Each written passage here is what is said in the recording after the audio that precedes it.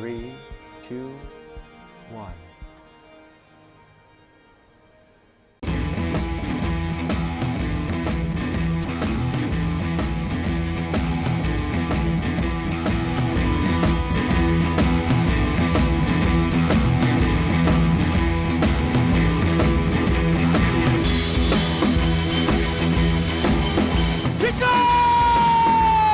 Arlington has won the Super 8 Massachusetts State Championship.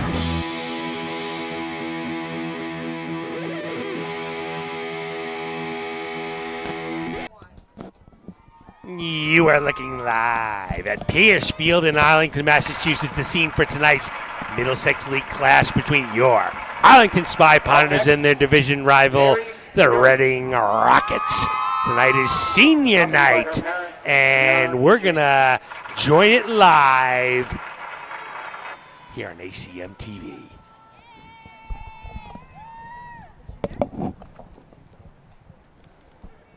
Up next, Faith Griffin. Accompanied by her mother, Jackie Griffin.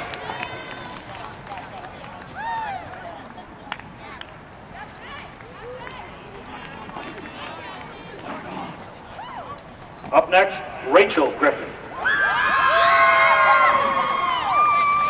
Accompanied by her mother, Betsy.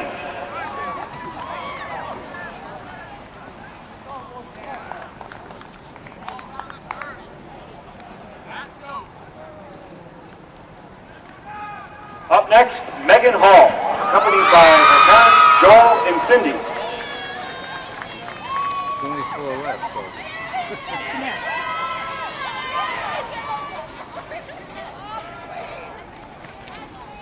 Up next, Aliyah Hill. She will be accompanied by her parents, Larry and Laurie, and her brother, Ryan.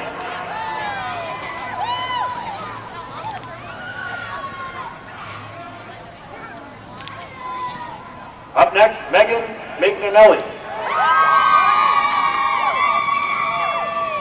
She will be accompanied by her father, John, brother, Andy, sisters, Amanda and Rachel, and Aunt Marie.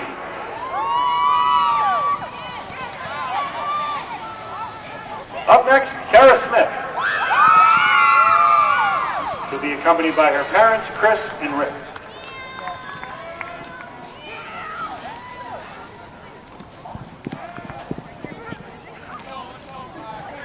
Up next, Sophia Teezy. Her parents, Laurie and Rob.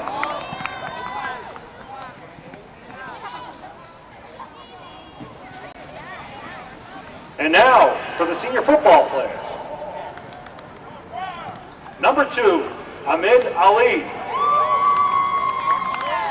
Parents, Hodan Mohammed and Sulian Ali.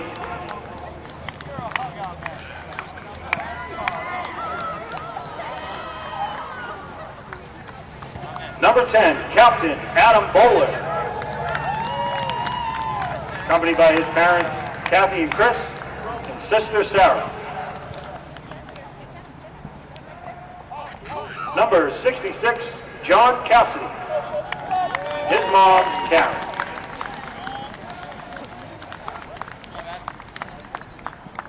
And walking in together tonight are 2 Italian exchange students. Number 13, Riccardo Silone, and number 34, Filippo Chirmondo. Buia Cimola.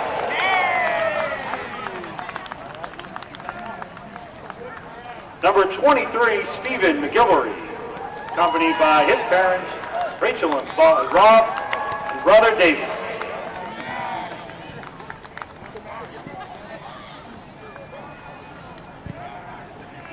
And number 69, Timothy Mazzi. His parents, Mike and Nancy, and their sister Grace. Number 9, Brendan McKinney. Accompanied by his parents, Brian and Heather, brothers, Justin and Ryan, and grandfather, Charlie Bryant.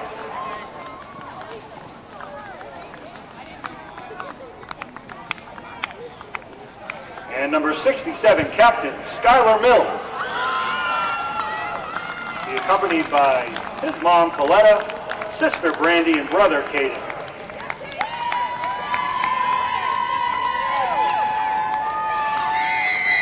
Number 11, Leo Manini, accompanied by Mom Elaine.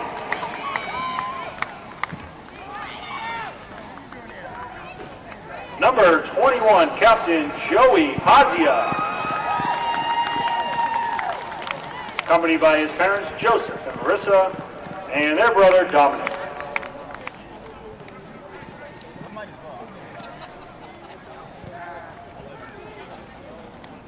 Number 24, Captain Peter Roach, accompanied by his parents, Kathleen and Ed.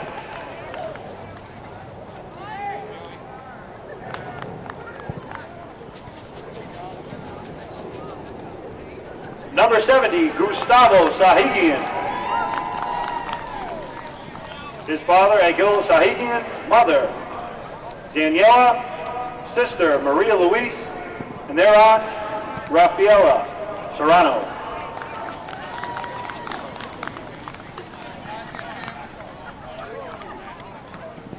Number 25, Sam Swift, accompanied by his parents, John and Kim, his sister, Natalie, and grandmother, Nancy.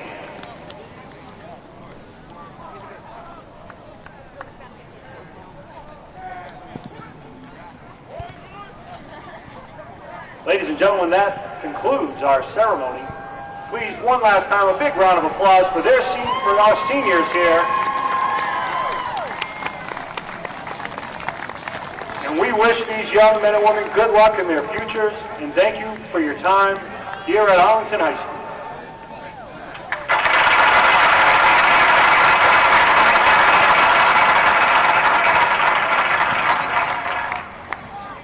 So, Max, we're going to...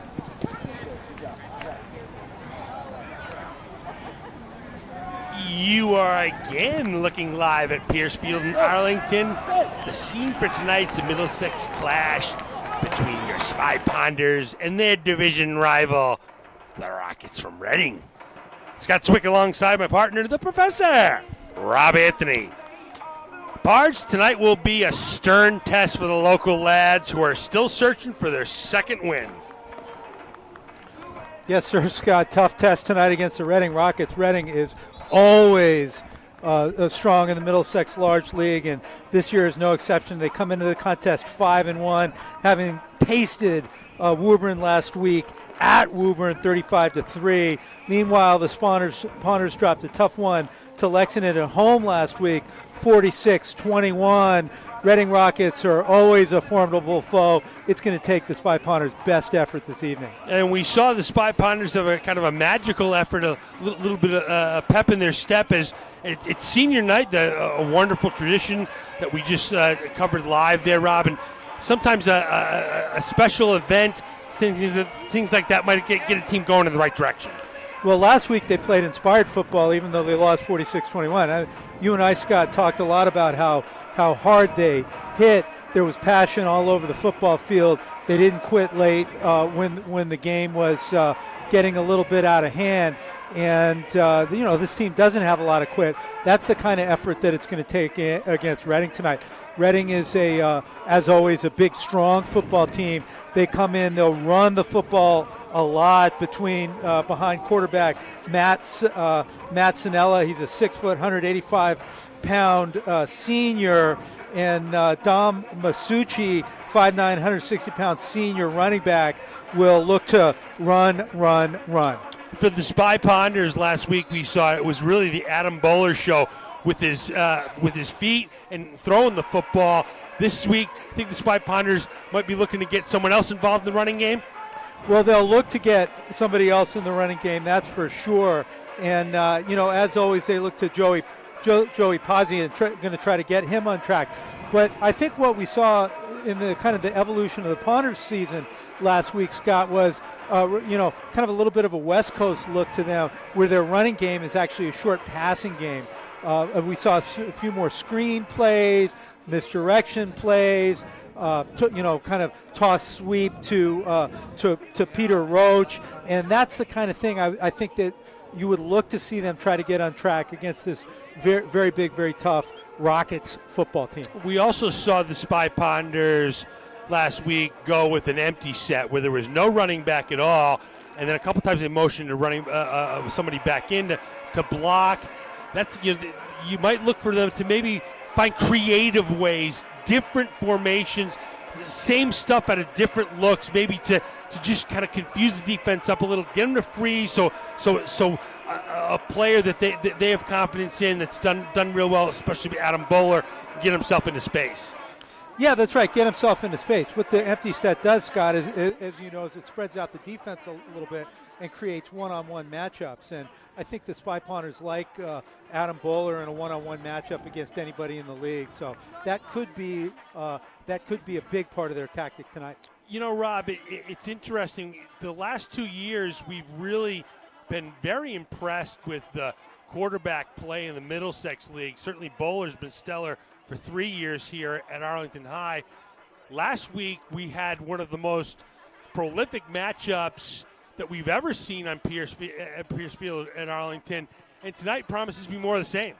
Certainly. I mean, Adam Bowler, every time he takes the field, is a joy to watch. I mean, we've been covering him for 3 years now in this booth, and he's just been getting better and better and better with that kind of pro-style arm and ability to have a pro-style passing attack. Matt Sonnell's a little bit different style of quarterback. He does have a strong arm. We're witnessing that in warm-ups. And yet they will probably try to run the ball a little bit more. Now, I say that Reading publishes stats, and when Reading played Acton Boxborough, Sonnella did throw the ball 31 times. So they're not afraid to unleash Sonnella if they have to, but it appears that they don't not want to have to. And partner, as we look out here, we see this full Reading team. One of the things that struck us right off the bat, we literally walked in with them as they got off the bus. This is a big team, not just in size, but in numbers. Absolutely. I mean, we counted 64 players on the roster, and Arlington has a couple of injuries tonight. Big Skylar Mills, number 67, interior lineman on both sides of the football, won't be suited up tonight. That's a big loss for the Ponders. They could certainly use his size, and Callahan, Tyler Callahan, once again, a spark plug type junior wide receiver, linebacker, DB, will not be with the Ponders, and he'll be missed greatly as well. He certainly will be missed as you see this formidable Reading club literally marching off the field. And Rob, so the Spy Ponders, we mentioned, they haven't had a win since opening night when they shut out an impressive win against Cambridge and Latin Division I team.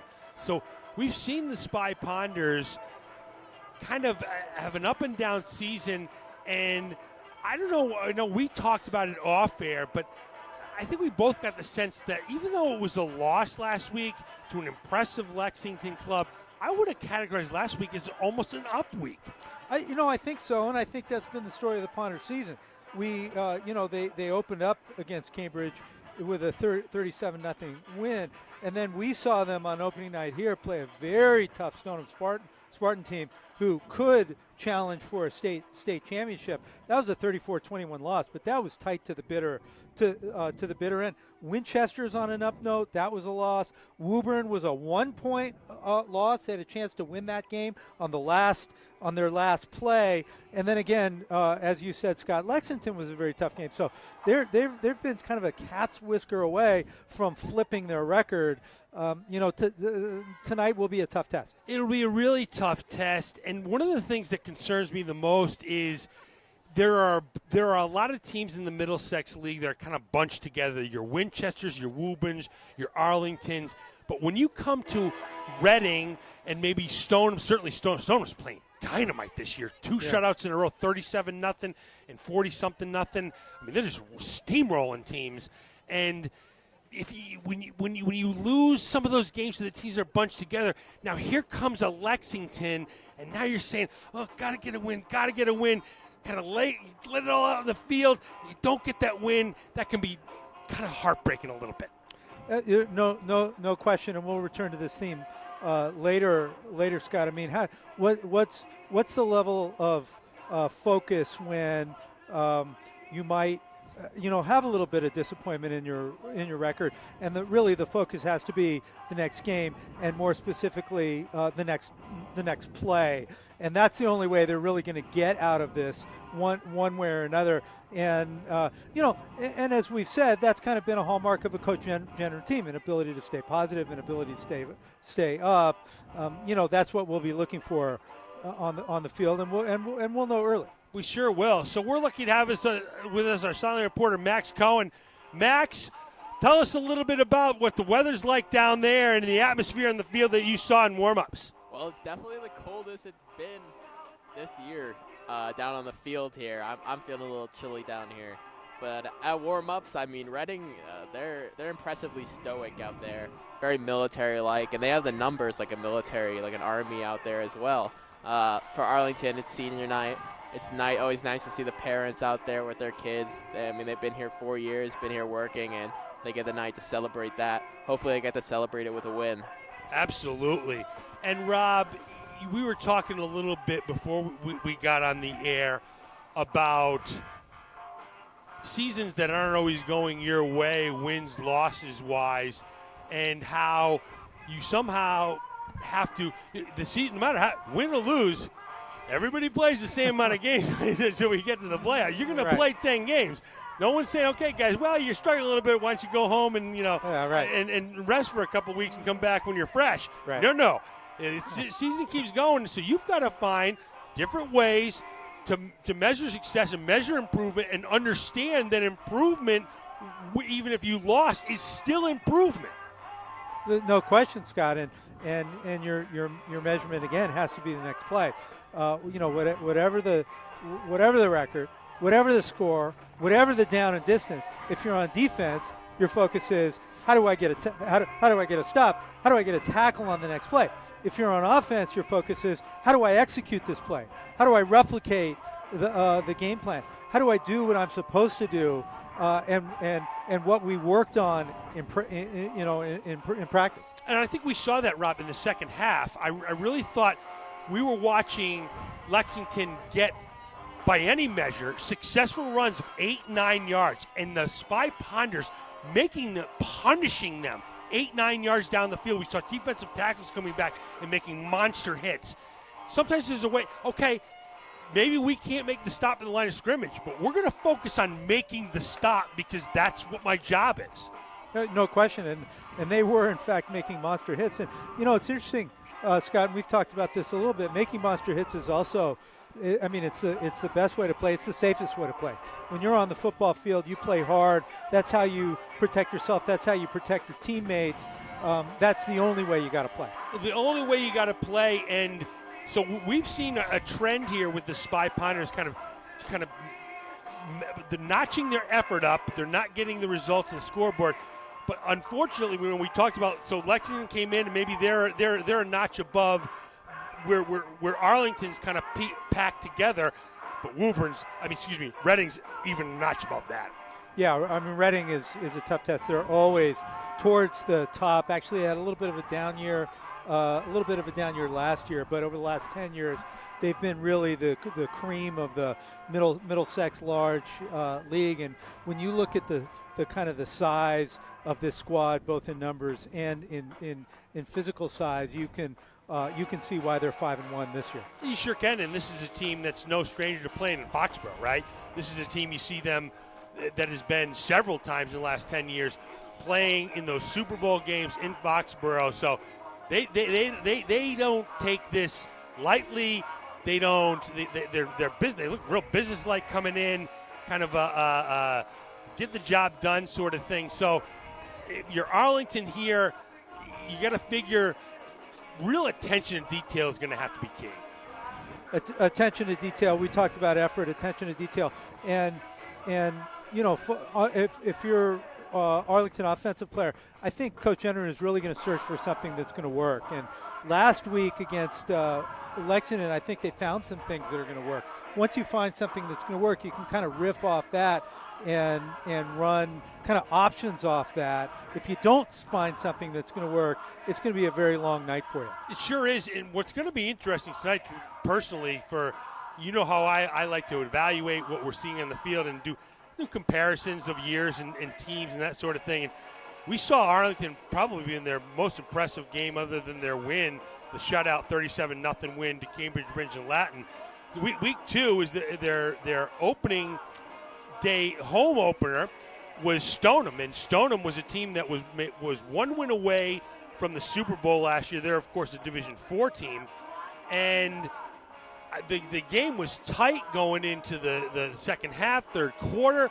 Stoneham pulls away at the end to win 34-21. But as you see, Rob, Stoneham is now a top 10 team in the Globe and the Herald poll. 2 shutouts back-to-back. My question is Stoneham the Classes League, even though they're in the small division, or is it going to be Reading?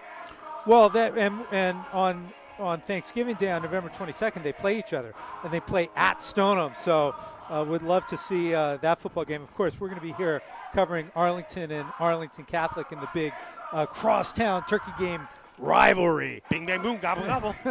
And we will be covering that live at 10 a.m. I will say, but no, it'll be interesting to see these two teams, and we'll get a measure of both tonight. They look the same on paper. They seem to play the same style of football game. Who is the beast of the East? Shall we say? Time will tell. So, I've been covering Arlington, part of Arlington sports in one form or another for over 20 years now, and I'm very familiar with Reading. And the one thing I've always noticed about Reading teams is they're big, they're strong, they're tough, but always a but if you smack them in the mouth, sometimes they can get a little bit confused and disoriented. It's sort of along the lines of, why are you standing up to us? We're big, bad Reading. We saw Modrzynski's team a couple of years ago get a huge win on this field on a hot Saturday afternoon in late October, taking just that approach. So, Rob, you got to think that if the Spy Ponders stand up to them and kind of say, hey, we're not going anywhere, and this game kind of drags on and on and on, the later it is, the closer it is, the more that's got to favor Arlington. So it's interesting, Scott. So we've shared high school football memories occasionally on these broadcasts. My junior year, senior night, my team, Newport Harbor High Sailors, played against Edison, and Edison was nationally ranked at the time, and we beat Edison on that night. And I recall very specifically the coach brought in a psychologist early in the week who talked about how to create a positive attitude and how to envision successful plays. It's a true story, we stayed positive all week, and that Friday night we went out onto the football field and found what psychologists now call a flow. And Edison, by contrast, I can imagine, didn't feel that challenge coming into the ball game, did not find the flow, and ended up walking off the field in a surprise defeat. So, it's not impossible for a Reading team. Here they come marching onto the field, playing military music in their phalanx, looking like kind of a Greek battlefield squadron. And it's not impossible for them to overlook a team like Arlington, and Arlington to come in here, rise to the occasion, and find a flow. Now, is that likely? It's never likely. Can that happen? It can happen. Sure can. It sure can. And this is the scenario, Professor, where it does happen, right? So Arlington was essentially, for all intents and purposes, eliminated from the playoffs last week. So whatever pressure they were feeling to have a playoff-bound season, that's pretty much gone. So their pressure, now it's just play, right? Just play. Yeah. Have fun with it. Reading takes a loss here. Well, we may be looking at maybe we don't get a home game. Everyone's going to say, what's going on here? They got 1 million players. Why can't we find 11 that can work? They can play well at a time. That's the problem. That's the sort of thing that faces a highly ranked team as the season goes on and matriculates, and why it's very hard to go undefeated, why it's very hard to go on the road and win games, and why it's very hard to beat teams that don't have successful records, because a lot of times your record doesn't tell you exactly who you are at the time. So we'll see. Absolutely, and Max, it looks like the crowd is filling in nicely again tonight. 55 degrees at game time. Both teams are now on the field. Any new flavor to report? Yeah, I mean, hey, it's the same as before, stoic. I mean, they marked out to the Star Wars Imperial March. I think that was fitting. Their uniforms are all white, kind of like stormtroopers. Pretty fitting stuff right there. But I was gonna say that, I mean, like I said, I think I gave this anecdote again last year, a story from high school. They can only put 11 guys on the field at a time. That's the truth. You can only put the 11 best guys out there. You can have 50 kids on the sidelines. Doesn't matter. It's who's in the game. It's a really good point, Max, and I'm never going to downplay the effect of numbers in a football game. But Rob, it's kind of the same thing out of the movie Hoosiers when they go to the state final game and he pulls out the tape and says, "Hoop's still 10 feet," and you'll go over. Hey guys, you can only put 11 of those guys in the field. Kind of a decent point by Max. Yeah, very very good point, Max. So now as we see the captains of both teams exchanging pleasantries, Professor, what was the adjective you used for the Reading teams they marched in? They were phalanx. What does that mean? I Google it. No, I'm afraid to. Google it. I don't even know how to spell it. It's a military formation. Is it really? Yeah. 2x2? What is it, Max? Tell me. I don't think it's a 2x2. I think it's like you said a phalanx, right? I know what you're talking about, but has Max got it right? I don't think that's 2x2. Max, does Max know the step? What the step? No, it's not a 2x2. It's a rectangular formation. Yeah, rectangular. Yeah. Rectangular. Yeah. You're right. It's kind of rectangular. And it's all infantry. They're they long carry rectangle. in ancient Greece. They carried their weapons with them. Yep. So, with that, very very appropriately, we will now rise to honor America with our national anthem, which will be sung by Graham Daly.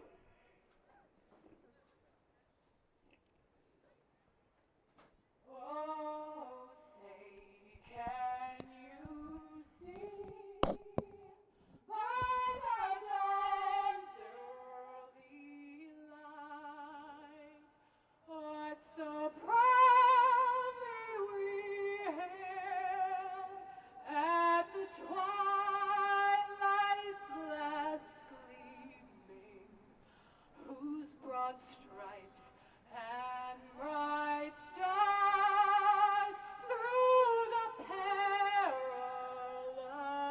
fight o'er the ramparts we watched were so gallantly streaming, and the rocket's red glare, the bombs bursting in air, gave proof through the night that our flag was still there. Oh, say does that star-spangled banner yet wave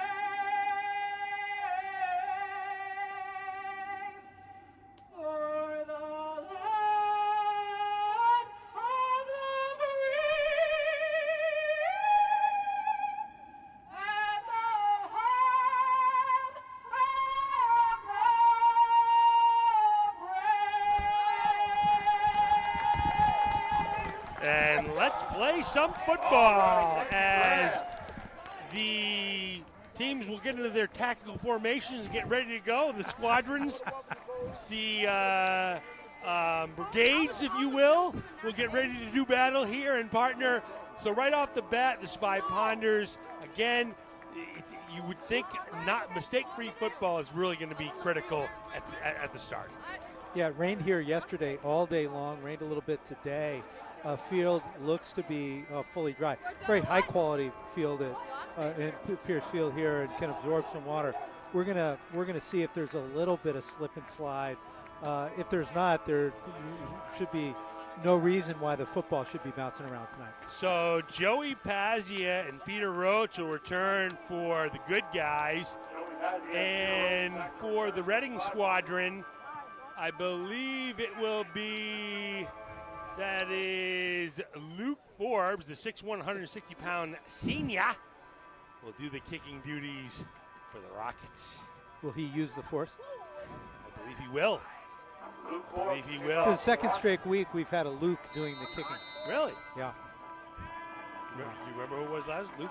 Luke. It was a Luke last week? It was a Luke. All right. Let's see if Luke. let's see if Forbes uses the force. Oh, and he does. Gets off a beauty. And here's Roach. He zigs and zags. He's returned one this year. Powers his way over the 30 to the 32, and partner. The one thing that has not been a problem with Swick Hunters all year, and it continues right there, has been special teams. Really strong special teams play, both in terms of their return packages as well as their coverage packages. They'll start on the 32-yard line here, and I think we're going to know early how they're going to want to attack this Reading Rocket Club. As you can see, the Reading Rockets got some beef up front, and it's going to be a challenge for them to move space to run it. So 1st and 10, pistol formation for the Spy Ponders. Trips to the top of your screen. A little bit of motion. Bowler rolls out. The pitch. A little catch right there. It is complete. McGivelry. And a little pitch and catch early. Coverage was interesting that time for Reading. It looks like they're going to count on their 4 big, strong defensive linemen to handle the running game, and they drop. They look to drop 7 guys in coverage, but the defensive back was playing very soft, and McGivelry got underneath him. That's the kind of play that they're going to need to execute very well tonight, because that's the kind of play that can get the offense into a flow. And you see Henry Burns entering the ball game now, and a slot. And here's Bowler and a little keeper, a little hold. They miss a hold on, I believe that was Maniti. And Bowler scampers and slithers close to a first down. Nice run that time by Bowler. And looks like the Rockets' middle linebacker is simply keying Bowler. He is the spy on Adam Bowler tonight. So it's the first down for the Spy Ponds. You got to like how they started here. They for years since Coach Jenner has been here, when they have success on first down, they're a tough team to stop. And Bowler was sensational last week, despite the loss. So 1st and 10. This is that empty set we saw a lot of last week. There's a little pitch and a little catch that time. Little pitch and catch to Henry Burns. And here's Burns, a super sophomore, 6'2", 175 pounds. Welcome to the show, Burnsy. Next man up for the Spy Ponders, Burns. So, Callahan is down. He's missed a few weeks, and so they find a new receiver in Burns, who is also a backup quarterback. Saw him warming up before the game, has a nice little arm, and it's good to see him in the action. Bowler, I'll tell you, those little outs, the little hooks, the little 5 to 7 yards, he is just absolutely dynamite. And now they're going to run it. Here's Pazia, bounce to the outside like he should, cuts it back, and still, he has just not been able to find those gaps, and he continues to struggle on the outside, but running hard. It'll be 3rd and 5. It's going to be important for the Spy Ponders to get this. One way, I think one of the keys of the Spy Ponders tonight is going to be to control the clock a little bit. They're not going to want that powerful running game of Reading to get on the field, and the way to do that is to execute these short packages and just keep the chains moving. 100%. So far, this drive has been a big success. It's taken a while. They go 1 first down. Now we'll have a little timeout. Coach Jenner doesn't like what he sees. Coach Jenner is kind of tight as a jitterbug tonight with the timeouts, calling one early, firing it early. He wants to make sure he gets this big 3rd down play right. Well, they're getting their first look at the Reading defense, and Reading is again playing its linebackers well back. Its linebackers are 5-6 yards behind the line of scrimmage. I'll ask Max what the what a tight linebacker formation is versus a soft linebacker formation. Max, is a 5-6 yard drop for the linebackers considered a soft formation? Honestly, yeah, that's pretty soft the way they're playing it right now. They're a little bit far back from the line, but I mean, it lets you read the play a little better. Here's Bowler rolling out. He's got time. Little pitch, in and out of the hands that time of intended for McGivelry. That was Roach, actually. Roach, I'm sorry. And the spy partner's not to punt. I mean, sometimes you can be playing 5 or 6 yards back and still be playing a little bit tighter, because of the way you're going to be creeping up kind of from that 5 to 6 yard mark. But the way they're kind of standing back at that 5 to 6 yard point, they're watching for those guards on pulls. They're watching, or they're either reading the running back's moves and trying to figure it out. And hey, it's been working. Maybe they've seen it from film. So Sean Fisher is back to return for the Rockets. High snap. Good kick. Fisher will call for a fair catch, and that was a heck of a boot there by... Was that Sam Zwick? Yeah, I believe it was Henry Burns. Oh, was it Burns? I think it was Burns doing the kicking, and I'll tell you, the punting's been spectacular all year. That was a boomer. That was an absolute boomer. That was a college-style kick. It was high, it was long, it was in the air 5-6 seconds, forced a fair catch. And he half-legged it. Did you see that? He took something off that. Oh, did he? Absolutely. Now, in the pros and sometimes the college, they drop the. Have you seen? I don't know if you've seen that, Professor. They drop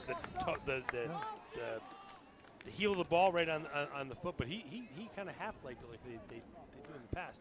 Anyway, 1st and 10 for Reading. This is Sinella. A little pitch and a little catch, and off to the races is John DeMare. Stumbling and bumbling and mumbling all the way down to the 32. Ouch. Ouch is right. This is exactly what you don't want to see, a little slant play. And there was nobody home in center field, and DeMare just scampered. This is, again, exactly what the punters do not want to see on first down. So Dominic Masucci joins Sanella in the field. 1st and 10. Clock rolls coming up in 8 minutes in the first quarter. And here is Masucci, and he zigs and zags and zooms. Big gain of first down. Masucci on the carry. Yeah, they're going to test the interior of the Ponder's front, especially with Skylar Mills and civilians tonight. So they do not huddle up. It's the same thing we saw last week with the Lexington Club, where they can get the play from the sideline. They're ready to go. They go fast. They can also go slow. It's not necessarily a hurry-up offense. It's a direct snap that time, and plowing his way forward is Masucci, and a nice little play there, kind of reminiscent of the old Patriots play. Wow, and Sinella did a really nice job selling it. The quarterback goes up as if the ball is being snapped over his head, but it was a direct snap. Reading showing a little creativity off the bat. So that's a first down. They move the sticks. So it'll be 1st and 10. Ball on the 20. Coming up on 7 minutes left in a scoreless first quarter. Okay, Sinella, little fake and a little pitch and a little catch and scampering all the way in for 6 is, I believe that was John DeMare, but I can't really see. 13 yards from Sinella to DeMare, and that was a little slant play, a little timing play. Second time the Rockets went to that this drive, and both times hugely successful. I believe that was Javon Nortelius. We're a little confused up here. So it'll be Luke Forbes didn't try the extra point. The extra point is up, and the kick is good. And with 6:46 left in the first quarter, Rockets race out to a 7-0 lead. And Rob, it was a good start for the Spy Ponders, but Rockets got the football, and they kind of flexed their muscles. They kind of rocketed into the end zone, didn't they? 5 plays and 75 yards, and that's kind of a nightmare scenario for the Ponders unfolding. And the Rockets have built themselves as a running team. They pounded the middle a few times, and that brought in the defense and opened up the middle. And that little slant play shouldn't go for big yards, but it did twice. It did, and the Rockets, we've been using the military theme. We saw them kind of march onto the field. There was a military flavor to their warm-ups, and certainly, Rob, I'm kind of catching almost a military flavor to the play calling and how they're executing. It's real squared off blocking. It's very formed lanes, and that can be a challenge, especially when the team performing that way is bigger than the other. So here's the kickoff there, and wow, I thought he was down, and yeah, they are going to. That's what I thought. So that was a little odd. Took them a little while. They had to think about that. I guess so. They saw poor Mr. Pazia running into 10 white shirts and said, "Oh, son, let's I think your knee went down." I mean, right? I mean, he took 7 steps when they called it. He was about to get crunched. Right. So 1st and 10 for the Spy Ponders. Ball on the 17. And, Rob, you got to wonder how much they're going to be asking of Bowler here tonight as he took a dual load. And there's just a lot of beef on that Reading defense. So 1st and 10. Now he will. There he goes, zigging and zagging and zooming. There he goes to the outside. Adam Bowler goes over the 25 to about the 27, and he just looks sensational with his feet. Spy Ponders had the right play call that time. There was the Reading Rockets brought the blitz. We'll see it coming from the outside, and Bowler gets through the B gap, and there was no linebacker there to contain him. He runs for the first down. Professor, why don't you explain to the folks at home what the A and B gap actually is? The A gap is between the center and the guard, and the B gap is between the guard and the tackle. Getting your lure on from the professor. 1st and 10, coming up on 6 minutes left to go. Reading leads 7-0. A little pitch and a little catch. Oh, and a little catch and a big hit. Coming in, Pat Conroy says, you can catch it, but you're going to pay a price. And Pat Conroy is the leading tackler for the Reading Rockets. Has 36 tackles on the year, 20 unassisted tackles, 1 interception. He's the emotional leader of the defense, and you could see why on that play. That was an absolutely vicious hit, and that's what's called closing speed, folks. When that ball's in the air, he saw it coming, turned, and was able to explode and close the gap between the receiver and himself.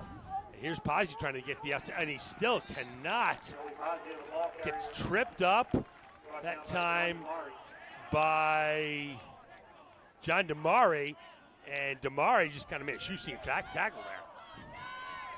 3rd and long situation for the Spy Ponders. 3rd and 7. Not 3rd and 7 isn't a disaster, but that's not where they want to be. Have had trouble this year converting on 3rd and long. They have. It's the 3rd and 7 and long. I would say the comfort zone is anywhere past 5, maybe 6 is stretching it, but where they are forced to come, not to be able to do little hooks or slants or button hooks. This is where they struggle. And they usually get Bowler on the move. But not this time. It's an empty set. Pitch, and wow, he can throw that football. Unbelievable. A great pitch, a great catch that time to McGivory, and that's phenomenal. That was 40 yards in the air. Well, let's count it off. That's 20, probably 35 yards in the air on a line. And what was great about that throw, it's timing throw. He threw that ball just as McGivory was cutting, and that's what he needed because the defensive back was right there. And that's why you see in that specific play, the power of a strong-armed quarterback can get you out of trouble. It was a phenomenal run by route run by McGivory. Bowler put it right on the mark. Now he's going to run it. He's had success early. Gets to the outside. They close hard and fast, and he gets crunched right over to the line of scrimmage. That time by Pat Conroy. Woo! This Conroy can move. and you see Adam Bowler putting his chin strap back on. That was about 420 pounds of fast-running beef that took him to the ground that time. He took quite a hit. That was a football play. Holy cow. Conrad close from the inside, and I believe it was Damari from the outside, and they were steaming. Wow. 2nd and 10, 3:42 left in the first quarter. Pitch and a little catch that time, a beautiful catch. Bowler's pass is complete to Sam Swift, and after taking that hit, what courage Bowler shows. No question, and what courage Sam Swift showed also, catching the ball in heavy traffic. And the Reading Rockets on first down looks like they're going to play a soft coverage and just try to keep the play in front of them. But on anything that resembles a passing down, they're playing a tight coverage, and that's going to make the Spy Ponters receivers have to play tough, physical football, and that's what Swift did there. Sure did.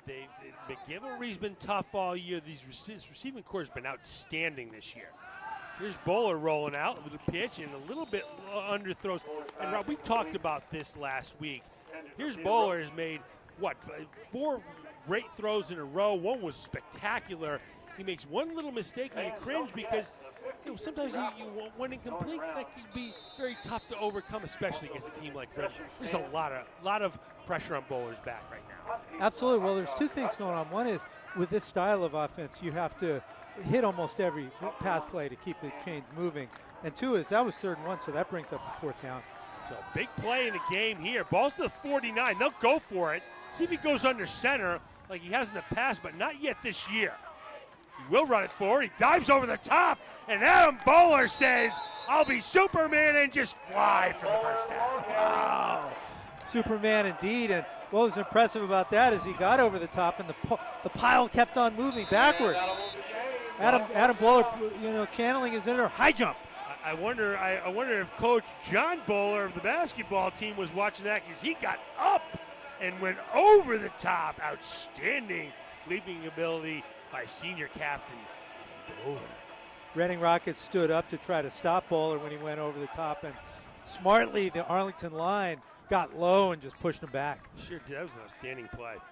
1st and 10 for the Spy Ponders, and they went early there. No, there's a call. Stripes all over it. Little underhand toss of the flag by Stripes.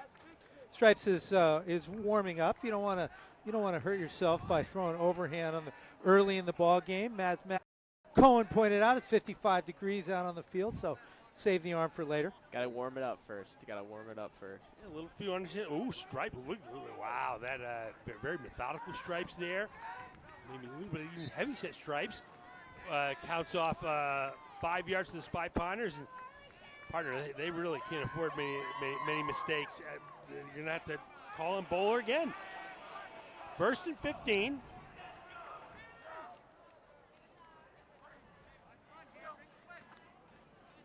And so Bowler will pull it out, and now he zigs and zags and zooms, and this is the quandary you run into when Bowler's going to keep pulling that out. You're going to have to hand it off a few times, partner, just to kind of keep the defense honest, don't you think? No question about it. And the good news here for the Spy Ponters is they've run a lot of plays in this drive. The bad news is after all this effort, they're only at the 50-yard line, and it's 2nd and 12. So I'd agree with you, Scott. Spy Ponters need to get some other people involved, as Adam Bowler is coming to the sidelines with some kind of a cut on his hand, it appears. Yeah, it does appear. He's seen the trainer. His body language says cut to me, or maybe even a pellet. Those black pellets from the turf might have gotten into his. It's almost like a sliver. Unless it's a contact lens. Oh, that's what. Very good. Could it be a partner. contact lens? Well, being a fellow 4 eyes, you picked that right up. Yeah, and that's exactly what it is. there you go. Very good, partner. Let's check his form. Let's check his form. He Outstanding. lifts the left eye and gets it in there. It looks like in kind of one try. No doubt. Mr. Bowler can do it all. So now he's got his eyes back in check, and this will be a big second down for the Spy Ponders. We've seen them in the past have a lot of success with that short game, and I don't see why they'd stop now.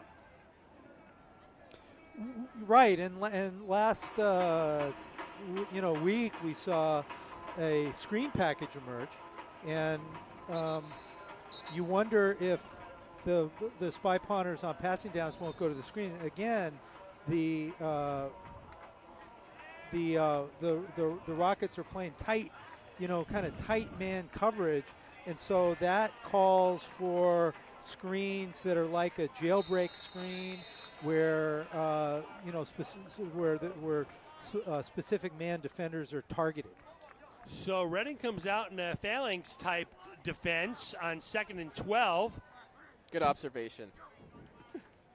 And Bolo will keep it, and he zigs and zags and zooms. He's so free. One man to beat. He can't get past Josh Williamson, and Bolo looks spry. Wow, that was a fantastic play. Little bit of a draw there, fake handoff and charge up the middle. There was a nice hole there. Bowler got through it quickly. Give Joey Pazzi credit. A fake is done by running the same way, the same effort as if you're getting the football, and he certainly did there. Even if Pazzi struggles to gain yards when he's carrying the football, as long as he keeps his trademark effort high like it always is, those fakes will be effective. So 1st and 10 for the Spy Ponders. This is an excellent drive for them. Here's a little pitch. And it's a little bit low that time, intended for Peter Roach. And I'll tell you, both they don't mind spreading that football around, do they, partner? Absolutely not. They're not only have a spread formation, but they're using a number of receivers tonight.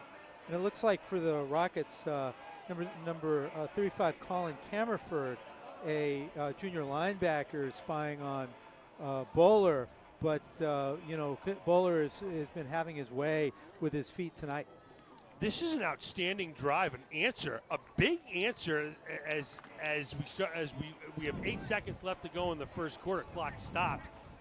Reading kind of flexed their muscles, kind of had a flavor to me, partner, of well, maybe this is going to be a lopsided affair, and they were kind of charged up, and Bowler said, well, everybody just wait a minute here. I know how to play this. There's Peter Roach. He'll zig and zag and zoom and slither his way for 3 or 4, and when you're going to get creative with people running the football, Rob, that's how they got to do it. Bringing Peter Roach from the left side flanker all the way into the right side on the sweep, and Bowler gave the ball to him and flashed out to the left side. So they're riffing off of Adam Bowler's success as a runner. I got to say, Adam Bowler is the best player on the football field tonight. 100%. And the only reason he wasn't last week is because there was literally a historic 6-touchdown game by the Lexington quarterback, who was outstanding and super sensational. But Rob, we saw this last week. One of the things the Spy Ponders can do, and that's why we have coaches up here in the box for the Spy Ponders who communicate down low, see what the defense has, and there's a way. It's not really schoolyard, but you take a formation you already have and you can tweak it. You can say, okay, you're not going to line up here, you'll line up instead over here, and kind of move that way. And with a Coach Gendron team, he has a lot of faith in his players. He knows that they can make adjustments. That's something that they can do. And it looks to be something that they are doing, and they're doing it already. And Reading has been somewhat predictable in terms of their coverages tonight, and perhaps the Arlington coaching staff is already picking up on that. No doubt. I think that if the Spy Ponders can continue this drive, put some points on the board, this is what we're talking. When I said earlier about the traditional Reading struggles are often when a team that they're not expecting to put up a fight, reaches back and really hits them in the mouth. And this would be hitting them in the mouth. So 3rd and 5 for Bowler. Definite 4-down territory from here. Now, he can run if he wants, but he's going to pitch. Wow. I think they're going to call that incidental contact. It was intended for Maniti, And Rob, what did you think? It looked like actually it was intended. Sorry for Henry Burns. A little incidental. I thought Burns was trying to sell it a little bit. I wouldn't put it past him. He kind of looked like almost a basketball player where he threw up his hands. Maybe he was tripping and anyway going to the ground and throwing up his hands. I didn't see him pull down or hit that time. So Burns, he was doing his best Vlade Divac impersonation. Wow, that you pulled that from the past. Absolutely outstanding. Anderson Verjao, perhaps. Of course, yeah, definitely. Bill Zamotri from my high school basketball team. He took flops. You're still angry about that. Yeah, a lot in practice. One time, no, I just didn't finish that short. That'll be later. Yeah, tonight. They're going fourth down. Yes, they are. So here's Bowler, big fourth down play. Oh, it's a draw. And here goes Pazzi, zigging and zagging, but he can't zoom. A big wrap-up by Andreas Paglia and a creative play talk. Can't quite get it done in fourth.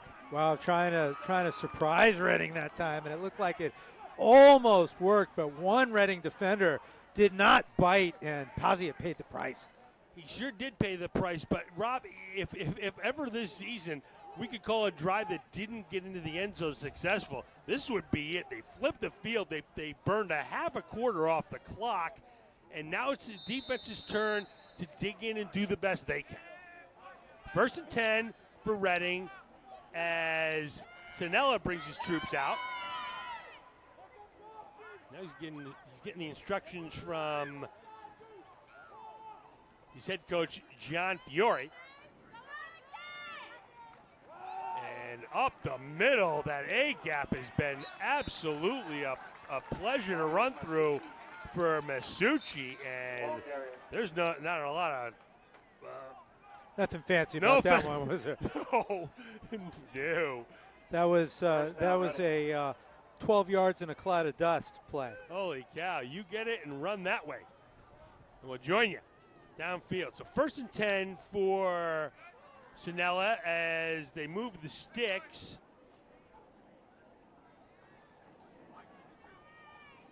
Coming up on 10 minutes left in the first half. Spy Ponders down 7-0. Here's Sanella again. Zigging and zagging, zooming.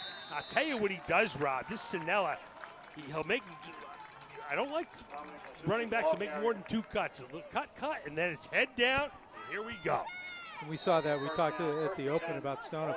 We saw the Stoneham Spartans with that exact same style. Just, old schoolyard football.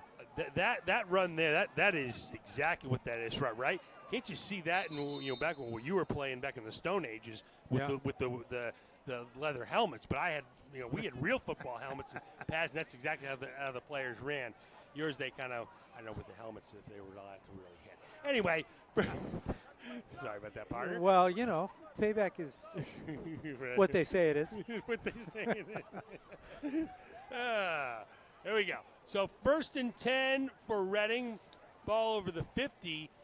And partner, for this Reading team and coach Fiore, it would appear that they're one of those, if it ain't broke, don't fix it. I'm expecting A gap, and then they're just going to pull it up, and who knows what the quarterback's going to do with it then. This is tough stuff. This is what they call tough sledding. Well, they've thrown a couple of slant patterns, and those were the surprise, but right now it's all up the middle. Spy Ponder selling out. Now it's a little pitch, and that time it's intended for Javon Nortilis, and a little surprise there, right? When we say we think we're inside of Fiore's head, he's throwing the football, but a little bit curious, seeing is that his running back, Masucci, was kind of waltzing up the field over the A-gap for 12 yards a run. Well, he's thrown the football 3 times, and each time it's been that little 5-yard slant. And that's the kind of play that a quarterback literally can throw with his eyes closed. This time it does go back to that A-gap play, and there, stumbling and bumbling and mumbling is Masucci. And I'm impressed with this Masucci. This is fast, big, and strong. Holy cow. It's a good running back. As is their offensive line. And, when you can run the ball for 6-7 yards at a clip, that really opens up first down you a lot of times think about first down success opening up second down and third down, but when you can run the ball like that, first down is where you can do damage with anything you want. Anything you want. You throw anything, it doesn't matter. You're running complete. You're just running a second down. So, great point, partner. And that's now they go the A gap on the other side, and they're just plowing up this A gap.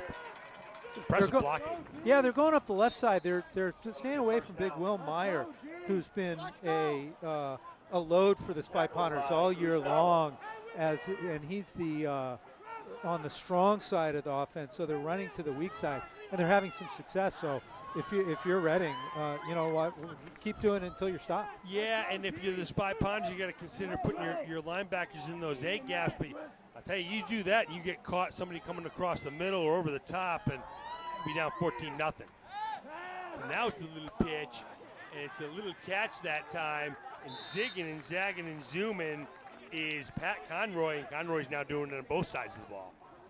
Conroy's a big player for them. He's their leading receiver on the year. He's got 14 catches, but for 350 yards or for over 25 yards per reception. So I think Conroy likes to get the proverbial yak, which is yards after catch. So 2nd and 2 for Sinella. And now it's a little reverse that time, and cutting it inside is Conroy, and he'll zigzag and zoom. Triggering. Wow, the Rockets are going deep into the well that time.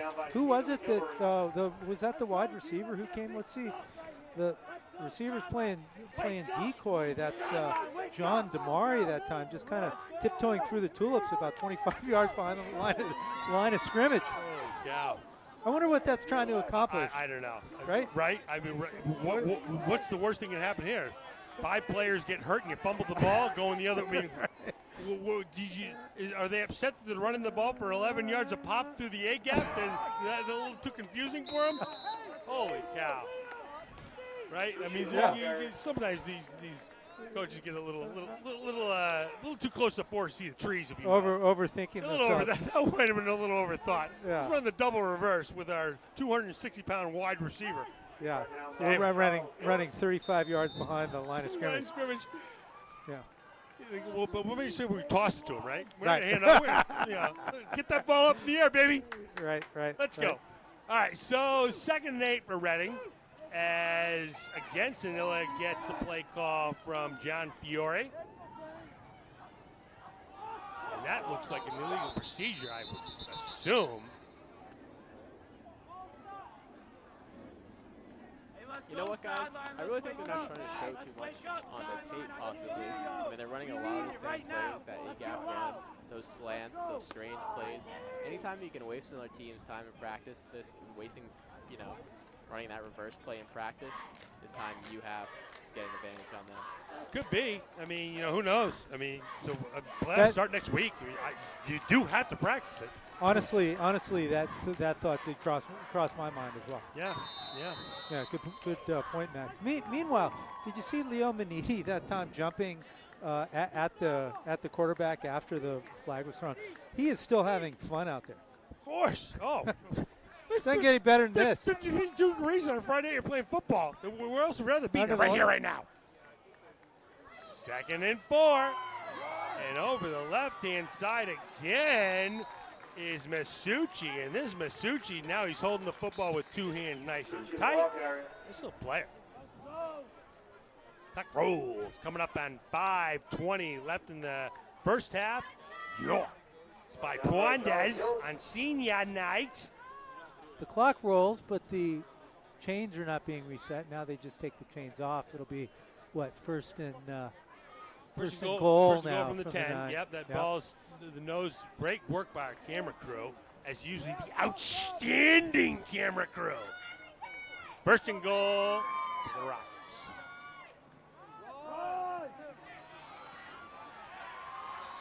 And stumbling, bumbling, and maybe even mumbling into the end zone goes Masucci, Dominic Masucci, the 5'9", 160-pound super senior.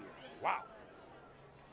And again, just over the A-gap, nothing fancy, 10 yards in a cloud of dust, and just push the defense back and, run for pay dirt. He carried two Arlington defenders the last. I don't think they scored on Oh, that they one did yet. not score that No. that time. It's second goal from the 1. Good eye, Max. Second goal for the 1. They give it back to him. He's going to try to get to the outside, and this time he just waltzes right in. Preens exchanging high fives, but now we go. Max, what do you got here? Oh man, I did not see it. Look, it might be a holding call against Reading. Let's see if we can see I anything. think it might be. 50-50 chance there, Max. Definitely, and I think Ooh, we have a chop block. A chop block. Yeah, it was 90. We get another replay of that. Is it possible? I think it was 99 who came back. That's why. Yeah, he's coming out of the ball game. Coach does not like that outcome, and so all of a sudden it would look like it was 14. It was going to be a 14-0, and now we got second down and goal in the 15. Reading is going the wrong way.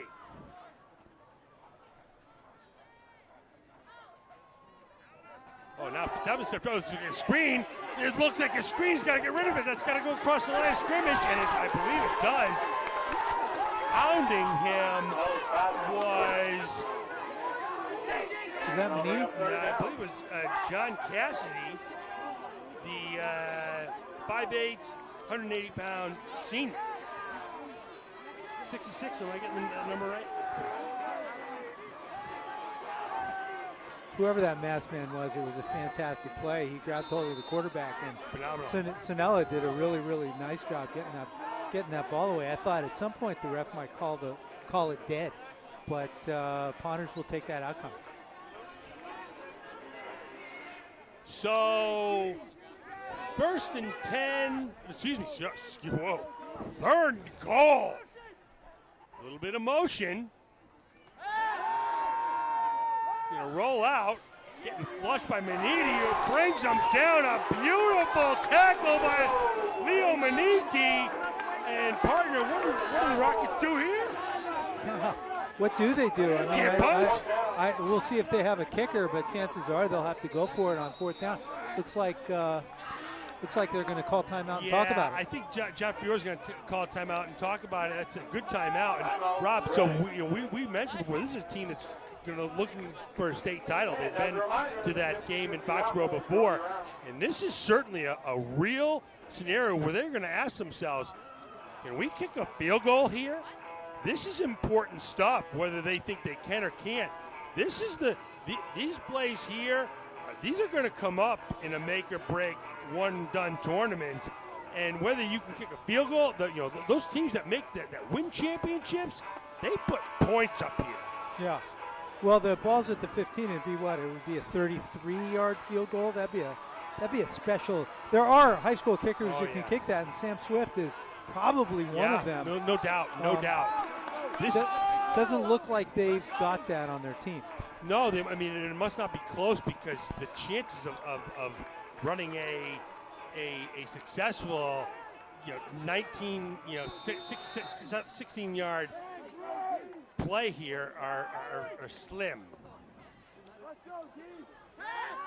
There's Sinella. He steps up in the pocket towards the end zone. It's beautifully deflected there, and the Spy Ponders rely on Henry Burns, and Burns is played well. Absolutely, and the Spy Ponders down here in the red zone, the field gets short, and the defensive backs can react quickly to the football. And once again, for the 3rd straight pass play, the defensive line and Leo Maniti get good pressure on the quarterback. So don't look now. The Spy Ponders take over 1st and 10 at their own 16-yard line as a partner. 3:21 left in the first half. If they can get a couple of first downs here, that's really what. I'll tell you, the Spy Ponders will take 7-0 at the half. Holy cow. No question about it. And 3:21. So the Rockets have probably 4 timeouts left. Oh, no doubt, yeah. So this is going to take 2 or 3 first downs anyway for them to have the ball when the half expires. There's Paziak trying to go over the A gap. He's flushed out, and I'll tell you, when these teams are kind of must be told when you're sure that ball is handed off, attack those gaps.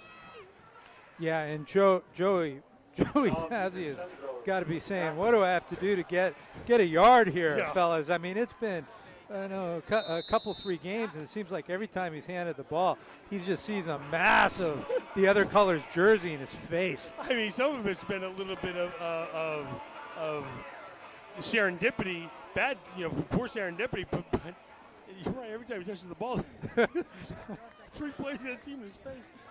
All right, so 2nd and 11. Here's both. Pitch and a little catch that time. And spinning for open road. There he goes. Stephen McGivory over the 50 to the 45. And there's your man, McGivory. Great play by Bowler. Great play by McGivory. Bowler hit a tight window. There was nice coverage that time by Reading. As we see it, the linebacker was coming over. The DB was on the play. And then they overran him when he caught the ball, and McGivory scampers for huge yards. Over the place it at the 45, McGivory did a superior job there of spinning away from the closest defender. The defender hit him on the inside. He spun to the outside, beat the next defender in, and he was off to the races. Outstanding. 1st and 10, clock rolls, or clock stop, 2:24, left in the half. Here's Boa, a 5-step drop. Now he's looking to run, little jitterbug, and the Texas 2-step can't get him anywhere. And big number 75, Dom DeCenzio, the 6'1", 235-pound sophomore, gets the job done. There was no place for Bowler to go, and he did made a smart play pulling down that football. There were 6 defenders, 3 receivers, and all 3 of the receivers had white rockets hanging on them. Clock rolls coming up on 1:45 left in the first half, and you got to expect a run here, and then you got to expect a big timeout by Reading. There's your run, and making sure he stays in bounds, doing a super nice job is Peter Roach, and there's your timeout. No, there isn't. Are you a little surprised at this, partner? I am surprised at that. Cow. Rockets are certainly not trying to get the ball back. What they're trying to do is make the Spy Ponders run the clock down and make it harder for them to get in the end zone. Well, I would be beyond shocked if the Spy Ponders did anything but run the football here. Coming up on 1 minute left in the half. It would appear that Reading is content going into the half. Oh my gosh, this is odd. This is very odd. That run is a concession, as is this. There goes Bowler, who's going to get a little more than that. What happened there? That was a halfback pass. I think Bowler handed the ball off, and he was the intended receiver. He sure was, and I thought he's running downfield with the football. That's what I thought and too. I see the football sail through the air and go, Let's see it here. Yeah. Oh yeah. Oh, he handed it to Roach, and I remember last week Roach was poised for a pass. This time he gets off the pass. This is not my finest hour here. I got to say, Scott, though, that if Roach is going to throw the football, I'd like to see, with 40 seconds left, I'd like to see something that's kind of deep and can get him into the end zone. Well, they're going to go for it here, Rob. And this. Okay, so the decisions made now are ones that I don't quite understand, to be honest with you folks. You're going to go empty here on a 4th and 8, 42 seconds left.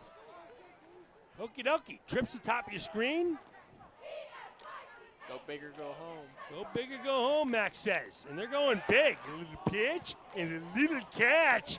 And right that time, Sam Swift, Peter Roach says, take that. And that's a first down. And eat this, says Coach Jenner. We're playing for the win. Yeah, it's funny, Rob. I'm thinking to myself that what on earth are they doing here? And Coach Gendron would answer that by saying, we're trying to win the game. And that really was just what you said, take that, right? Right? That's exactly what that play was. Right. It's 4th and 8. What are we going to do? We're going to go for it. We're trying to win the game here. Yeah. Go for a call, a timeout. We're going to try to score here. Right. And this is, I love being put in my place. And that's me being put in my place. What are they doing? They're trying to win the game here. Yeah. Right. What am I thinking? Exactly. I'm trying to put the ball, make sure I'm losing at the half. Coach Gendron's looking, what are you thinking? I'm trying to win the game here. Fantastic job by Peter Roach that Absolutely. time, getting over the first down, getting a yard over the first down yard marker.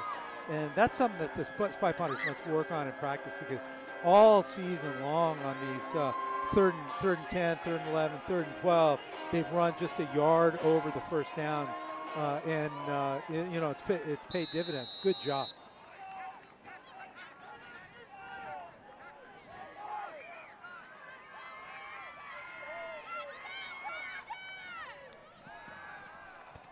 A little pitch and a little catch that time. Another strike. That's to McGivelry, and McGivelry's having a night. And this time it's the Spy Potters who call timeout, and we're at the 26-yard line. Do you think the Spy Potters need to get in the end zone here to score, or do you think that they will? I think they would try a field goal. I think this ball gets inside the 10. I think that's go time for a field goal. Yeah. And they have another timeout, but you have to remember, if they ever don't have timeouts, 27 seconds. If we get around, should take around 20 seconds to get a field goal unit onto the field. I'm not even sure they do a quick one. So I think they can only burn one more timeout. 2nd and 2, empty set here. We've seen this a lot the last 2 weeks. Here's Bowler. He's got lots of time. A little pitch and a little catch that time. Out of bounds is Sam Swift, and a real soft zone that time by Red. Yeah, they really conceded the underneath route that time, and really odd on 2nd and 3 that they gave Swift so much room underneath. The Spy Potters will take that. It's first down. Now they get 3 clean shots at the end zone. And with a timeout, partner, I don't. They could run it here. This playbook's wide open. I would expect something down the middle, because they've tightened the defense back up. They're back in their regular 2-deep zone. Empty set again. Bowler's got loads of time. A little pitch and a little catch. Bang! Bang! Boom! Bowler to Manini. 19 yards from Adam Bowler, and you called it, sir. That went right down the middle, and they were too deep, and nobody was playing the middle, and Bowler spied it, and Manini was all alone. Coach Gendron dialed it up. Bowler and Manini executed it. That was just a clinic by Coach Gendron, Bowler, Swift, McGivelry, and finally Maniti. And their offensive line did an absolutely immaculate job keeping Bowler upright. So here's Swift to kick the extra point to tie it up. The kick is up, and the kick is good. And your Spy Ponders smack Reading right in the mouth. And it's 7-7, 16 seconds left in the first half. W-O-W. I'm picking my jaw up off the floor. 3:21, the Spy Ponders get the ball after forcing a 4-and-out, a goal line stand for them. And in 3 minutes and 20 seconds, they march all the way down the field to tie the ball game. I mean, this is great stuff for the Spy Ponders. We talked about flow before the game. They are in the flow. They were in the flow, and they put us in our place, me specifically, on that 4th down play. I know you, Bart, you were a little confused what they were doing. They executed like that, like it was a Wednesday afternoon of practice. Yeah, and you said it, Scott, on that last play. Credit the offensive line with giving Bowler time to operate this whole drive. And Bowler is a good pocket passer when he gets time, and he kind of was able to see Maniti in the deep scene in the center. Kind of everybody did their job on that drive and on that play. Little little squib kick is taken by the upback who stumbles, bumbles, and mumbles. Finally taken down by big number 72, Ryan Heelan. But with 8.7 seconds left, if you're Reading the way you kind of played defense there, I would be shocked if they did anything other than take a knee here. You'd Right? you'd think so, or they're gonna run off guard and see if they can break a 55-yard dive play through the A gap. Touche, yeah, Right. I suppose, but my confusion is why they weren't calling timeout earlier. But looking back at it, I now kind of understand. Maybe they're afraid they were going to 14-0. Well, the Spy Punters are playing very, very, very deep coverage here. They're expecting a Hail Mary, and they get it. They are going to get it. It's a little pitch and a little catch over the middle, and getting out of bounds with maybe time on the clock is Pat Conroy. And I'll tell you, this Conroy's a big kid. So there's no time left on the clock, but I got 0.2 seconds when he ran out of bounds. They're gonna Let's say see what the 5 refs seconds. have. 5 seconds. Yeah, they said, oh no, actually that was a push. They called the half. And so at the end of the half, in the biggest surprise of the year, in the last drive, your Spy Ponders are tied up with the Reading Rockets 7-7. And partner, I mean, we're not really saying what. I don't know about you. I'm kind of stunned. I'm stunned, and I'm not sure why I should be stunned, because they just played well. They played well on both sides of the football, and it turns out that when you play well on your home field on senior night, it doesn't matter who you're playing. I mean, it's about what we do. It isn't necessarily about what they do. And the Spy Ponders are executing, and they're firing on all cylinders on both sides of the football and on special teams. They sure are. And partner, I'm not sure you were as guilty of it as I was, but I certainly was. I'm going to be 100% candid with everybody. I had a premonition or a pre-notion of what this was going to be like. And it took me a while to let go of that in my brain, maybe too long, before I looked up and I said, oh my gosh, they score here. This is going to be a tie game at the half. And I think you hit the nail on the head. This wasn't anything special. Their opening drive was good, even though it didn't end up in a touchdown. They've made the tackles when they've had to. They've played well. They've forced Reading to run the ball, to take time to get it into the end zone. Reading has looked good at times, but the Spy Punters have looked spectacular. Spy Punters have been a little bit more dynamic than Reading at the skill position. Reading has a little bit more size, but that goal line stand there, stopping, who was it? The number 3, was that Lorenza at the goal line? Yeah. That was a big stop to set up the penalty, which pushed them back to the 15-yard lines and led to the turnover on downs. That was a huge play. The Rockets, the kind of the dynamism at the skill position, particularly Adam Bowler, is giving the Rockets fits. I don't know, Max, how do you see it? I mean, I'm super impressed. I've seen the Spy Ponders play all their whole games this season. I know they have it in them on offense. I think on paper this passing attack is a great weapon for them, and they've tried to use it.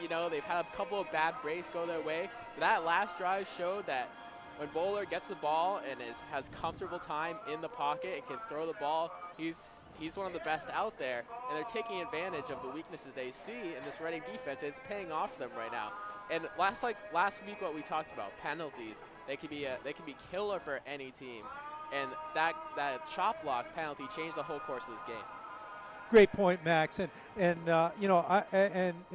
you inferred it. I want to bring it up. The one other Ponder that's having a game tonight is Leo Maniti. He got the touchdown pass, but he's putting pressure on Matt Sinella over and over and over again on defense, and it's making Reading perhaps a little bit one-dimensional. They've been having success with that one dimension, but you know, kind of Maniti dogging the quarterback has been a big plus for the Spy Ponders defense. I think looking back, I think one of the biggest changes, the Spy Ponders have been rolling Bowler out, rolling him out.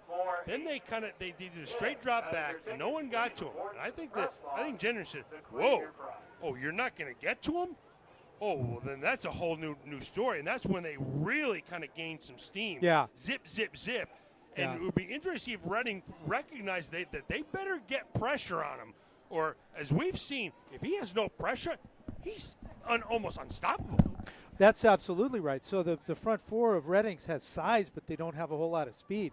And they've been depending on the front four to hold the line, and they've been dropping everybody back in coverage. Adam Bowler is up to that test. I think he's absolutely up to that test. So we're going to take a little break here, and we're going to come back for the second half. And so with the score, Arlington 7, Reading 7. We'll be back right after these messages.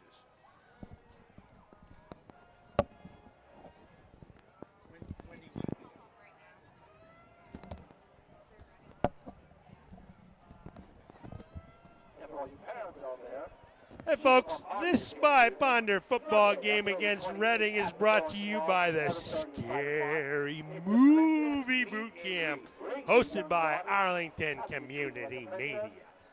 Come on by to Studio A on 85 Park Ave every Wednesday through October and learn how to make a spooky short film. No experience needed. Final screenings will be shown on October 31st, which I believe is All Hallows Eve. I gotta say that is so cool. Scary Movie Boot Camp. Oh, absolutely. If you're in so you get to learn how to make a movie. Yeah. And you got to try your hand at being scary. No doubt. If you're the Spy Ponders, you go down there. Adam Bowler's arm. That's always scary for so everyone will see him throw. And so what do you think is scary?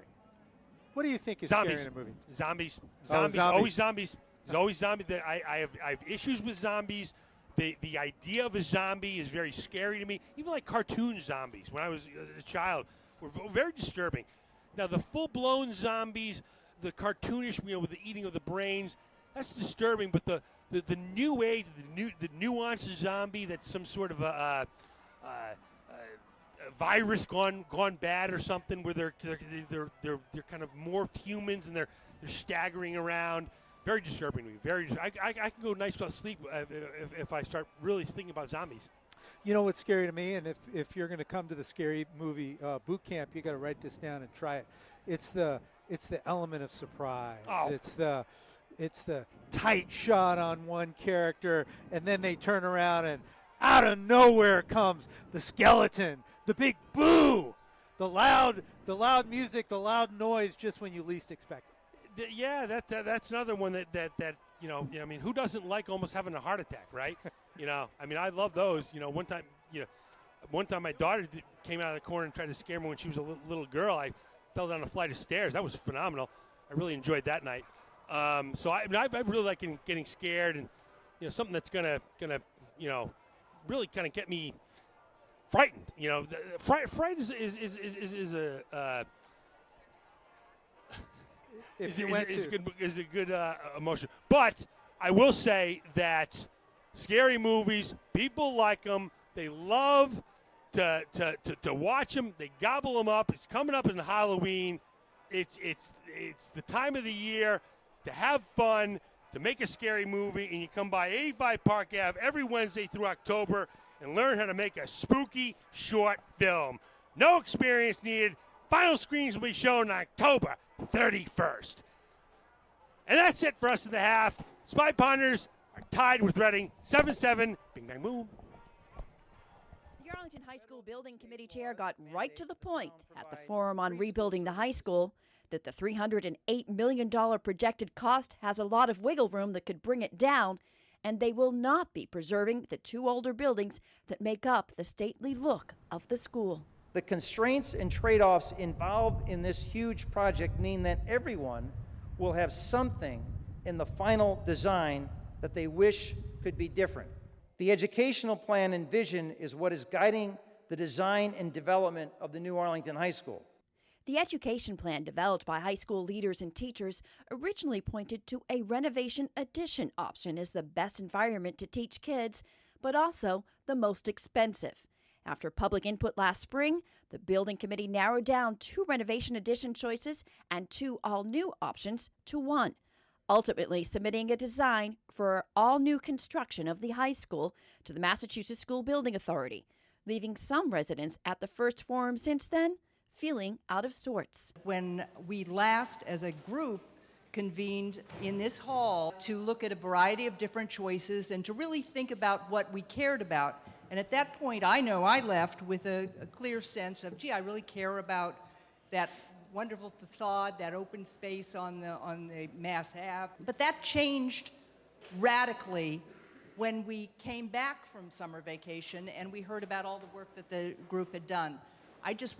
I want you to think about it from the outsider's perspective on what a surprise, sometimes shock, that was to us. Option 3A, that has now been approved to go forward in the MSBA's funding reimbursement process, expected to be about 40% of the total cost, places 2 wings on the front lawn and 2 others in the back, freeing up space for traffic and fields there. HMFH architect Lori Cowell said the design makes way for more usable open space, such as an amphitheater and environmental garden. The mature trees in the front green remain, but that we are actually creating other green, open spaces that are more contiguous and connected to the school so that the educators can comfortably send those kids out and use that space, which is not what happens now. So it's more of a production to get out to the front green, and there isn't anything there. I want to commend the landscape work that's been done, which I think is very thoughtful. But I'm also concerned about the loss of the lawn, which is not solely a high school space. This is a community space, and I think your comment, which was a little inadvertent, you said, there really isn't anything there. And to me, that's the point of open space, is that there's nothing there. Others noted that the decision to knock down the 1914 Fusco House and 1938 Column House with its iconic look takes something away from the town as well. I always loved going by the high school with the huge sweep of the lawn and that beautiful building, and it was a majestic view. One participant brought the focus back to the students. But when something's got to give, let's put the priority on the future and our children. Alan Jones, who is vice chair of the town's finance committee, told the high school building committee that if they don't have the heart of the voters, they won't have the money, as a town-wide vote is needed in order to raise taxes for the project. I'm looking for the win-win. I'm challenging everyone to come up with a win-win. We don't want to lose a single vote. We want the debt exclusion to pass so we can have the great educational program. Without the debt exclusion, it's back to square one, and nobody wants that. Brenda Mahoney, Arlington Public News. The Rail Trail celebration included bike and art enthusiasts from Arlington, Lexington, and Bedford. All the celebrants showed their love by writing haikus on the bikeway as part of the poetry section organized by Arlington Public Art.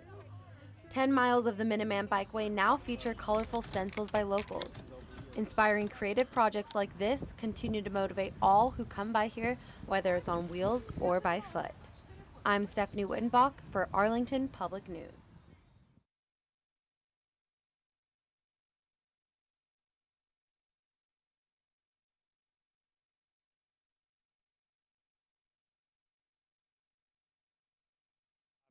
Drives my wife crazy.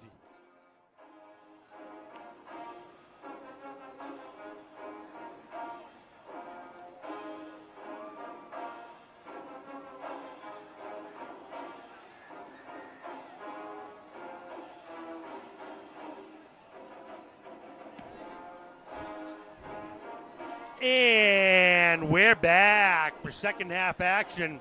Scott Zwick with Rob Anthony, along with our sideline reporter Max Cohen, and partner, a dynamic, special, super sensational first half for the Spy Ponders. And we were kind of sitting here at the end speculating of who had played well. Bottom line is everyone has. No question about it, everybody. And I'm particularly impressed with every single player who's played for the Spy Pawners, and we expected that the Reading Rockets would come in here a lot bigger and a lot stronger. The Spy Pawners offensive line has given Adam Bowler time. Defensive line is stiffened when it has to, and the skill players of Arlington have, I don't know if dominated might be too strong a word, but certainly outplayed the skill position players of the Reading Rockets. They sure have, and Rob, we talked in the open, and we said, I said that being here for the last, however many years, watching these games in the Middlesex, that one of the traditional downfalls or ways to beat a good Reading team or to upset them is to a direct punch in the mouth. So, go at them. Don't be afraid. And that's certainly what the Spy Pawners did, no doubt. Absolutely. And let's recap the scoring. Let's recap the scoring. So there were 2 scores in the half, and the first was a 13-yard pass from Matt Sinella to Javon Nortellis to put the Reading Rockets up 7-0. That was 6:46 in the first quarter, and then in the second quarter, with 16 seconds left, there was a 19-yard pass play from Adam Bowler to Leo Maniti to tie the game, and that was all the scoring, and the Pawners will take it. So Swift will kick off, and Sean Fisher will be back to return for the Reading Rockets. And a little poocher there, goes to an up back. That is, whoa, careful there. That's Masucci, who zigs and zags and zooms over the 47 to about the 48. And, woo, a little surprised they kicked it to Masucci. And the Rockets get the ball at the 48-yard line. That's real good field position, and they'll take that. And, I feel like this is an important possession. Every possession is important. We'll see if the defense can pick up where they left off. If it's very important if the Spy Pawners want to take they really had the control of the momentum. If they can get a stop here, it could really get Reading kind of thinking about things. That the thought of a loss, the thought of the what stake starts to creep into the mind. It's human nature. It's nothing. I'm not knocking the players or on any team. It's just how upsets work. So this is no surprise here over the A gap where they've had success all half long. That's Masucci, a beautiful tackle there by Adam Bowler. Wow. And the Spy Pawners sold out for the A and B gaps on the weak side. They put linebackers up into the gaps, but they left the, or should I say, strong side, but they left the weak side open, and that's where the play went. So they guessed wrong on that they play. did guess wrong. That's a little bit of serendipity there. So 2nd and 2. See if they go right back over that A gap with Masucci. I'd be shocked if they didn't. There he goes, right over that A gap, and the Spy Pawners say, we knew what he was doing too. And a whole host of angry Spy Pawners led by Gustavo Sajan. And the Spy Pawners have a lot of fight up the middle. Sajan standing up the offensive line, and big Will Meyer fighting back the runner. So here we get Reading huddling up. This we haven't seen much. I'll tell you, that to me, that always, oh, there we go. That's what that was. It's going to be usually a sweep. And it's a counter. The Spy Pawners sniff it out. Bing, bang, boom. Big play. And Leo Maniti with a big play coming in off the edge there, and Spy Pawners sold out for the run. And this time they guessed right. They guessed right, and this is going to cause a Reading punt as some dejected football players wearing white march off the field. And back to punt will be Pat Conroy, and Peter Roach will return. It's a bouncing kick, and he's going to run it. There goes Conroy. He's bouncing to the outside, zigs and zags and zooms. Holy cow, that is unbelievable. Bro, I don't think he did it on purpose. Flag on the play. And wow, a flag on the play. And this could be fortuitous for the Spy Pawners. Let's see what the call is. See if there's a hole there. I don't think he did it on purpose. I think it was a bad snap. I didn't see anything. They do call a hold, and that's going to be 10 yards, so it's going to be a repeat of fourth down. That is very fortuitous for the Spy Ponders, as Conroy made a questionable decision that worked out well. Yeah, and the Spy Ponders bailed out is the word that comes to my mind. Yeah, Conroy looked like he was thinking about it for a second. Do I punt it or do I run it? And, you know, he had a lane. He made a good decision. You can't blame him for the hold. No, not at all. And you say to yourself, this is a player. Now we got a tight ball game here of who are the Rockets going to start to rely on. My guess is we're going to see Pat Conroy have a hand in this ball game before the end. He's going to do the kicking now. This time it's a good snap, and he bangs it down there. A phenomenal kick. It takes a big running bounce, and this Conroy is outstanding. That is a 50-yard punt play for the Rockets. Championship punt, period, in the story. Championship punt. Yeah. That's stuff that wins you championships right there. Yeah. Because the Reading Rockets had given up a touchdown at the end of the half. They go 3 and out to start.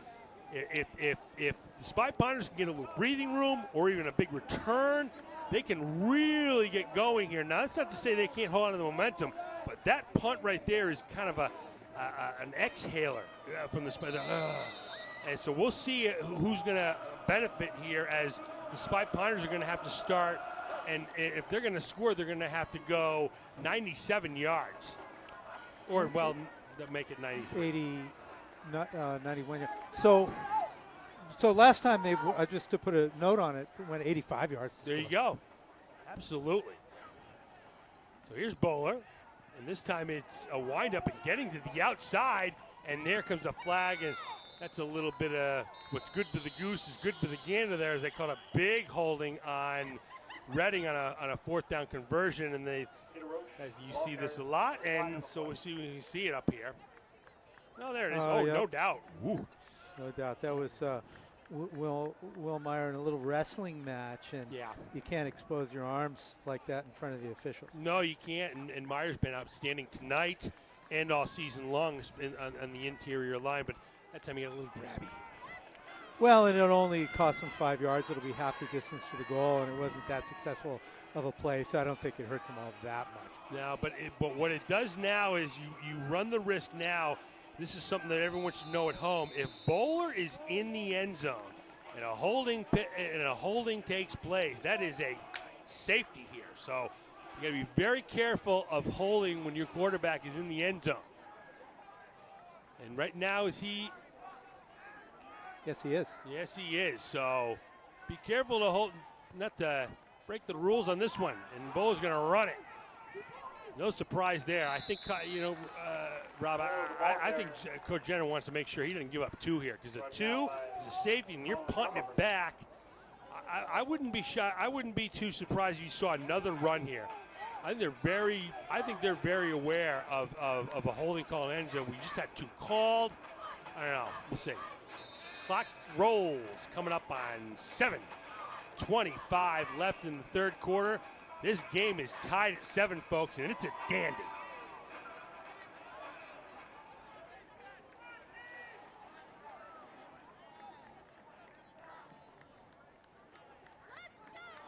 I'm expecting to hand the ball off. No, he's going to throw it. They're going to throw it. And then an up and out. And that is absolutely pass interference intended for Peter Roach, who did an out and up, and Bowler found it. Great break for the Spy Ponders, drawing that penalty. Let's see what happens here. And little delay play. Roach was open, and Bowler put in a nice place. Ponders first and 10. The receivers for the Spy Ponders are improving steadily week by week, and they're to the point now where they're just sharp. When you see a receiver understand when he does an out route, that when he takes that third step, it's like, nope, I have to go up now, because that's what I do on an out and up. You see that executed that way, you know they are firing on all cylinders. Well, I have a question for you about that. Let's see this play first. And Bowler gets the outside like he always does, as he's done all season long. Bowler has not let The first person, bring them down, does it there again, slips a tackle. Big game for the Spy Ponders. What was your question, Rob? Well, I'd be interested in knowing whether that play was a design play No, or whether it wasn't. No way. That's the out and up. When you take that third step, especially when you're coming out of the backfield, it's 1, 2, 3, and it's turned. And he turned, and Bowler let it go. They were simpatico on the same page, and he was coming out of the backfield. Roach was, which he hasn't done all season long. That could be even an improvised play. I think it was improvised. I think it was a little swing pattern. The play was slow and developing. Roach saw that he could get behind the defender and took off. Absolutely. So we get a 2nd and 4 after the nice run by Bowler. And now what do we got here? Okay. Thanks, Max. So if we can get a shot at Bowler here. Which it wasn't cut before before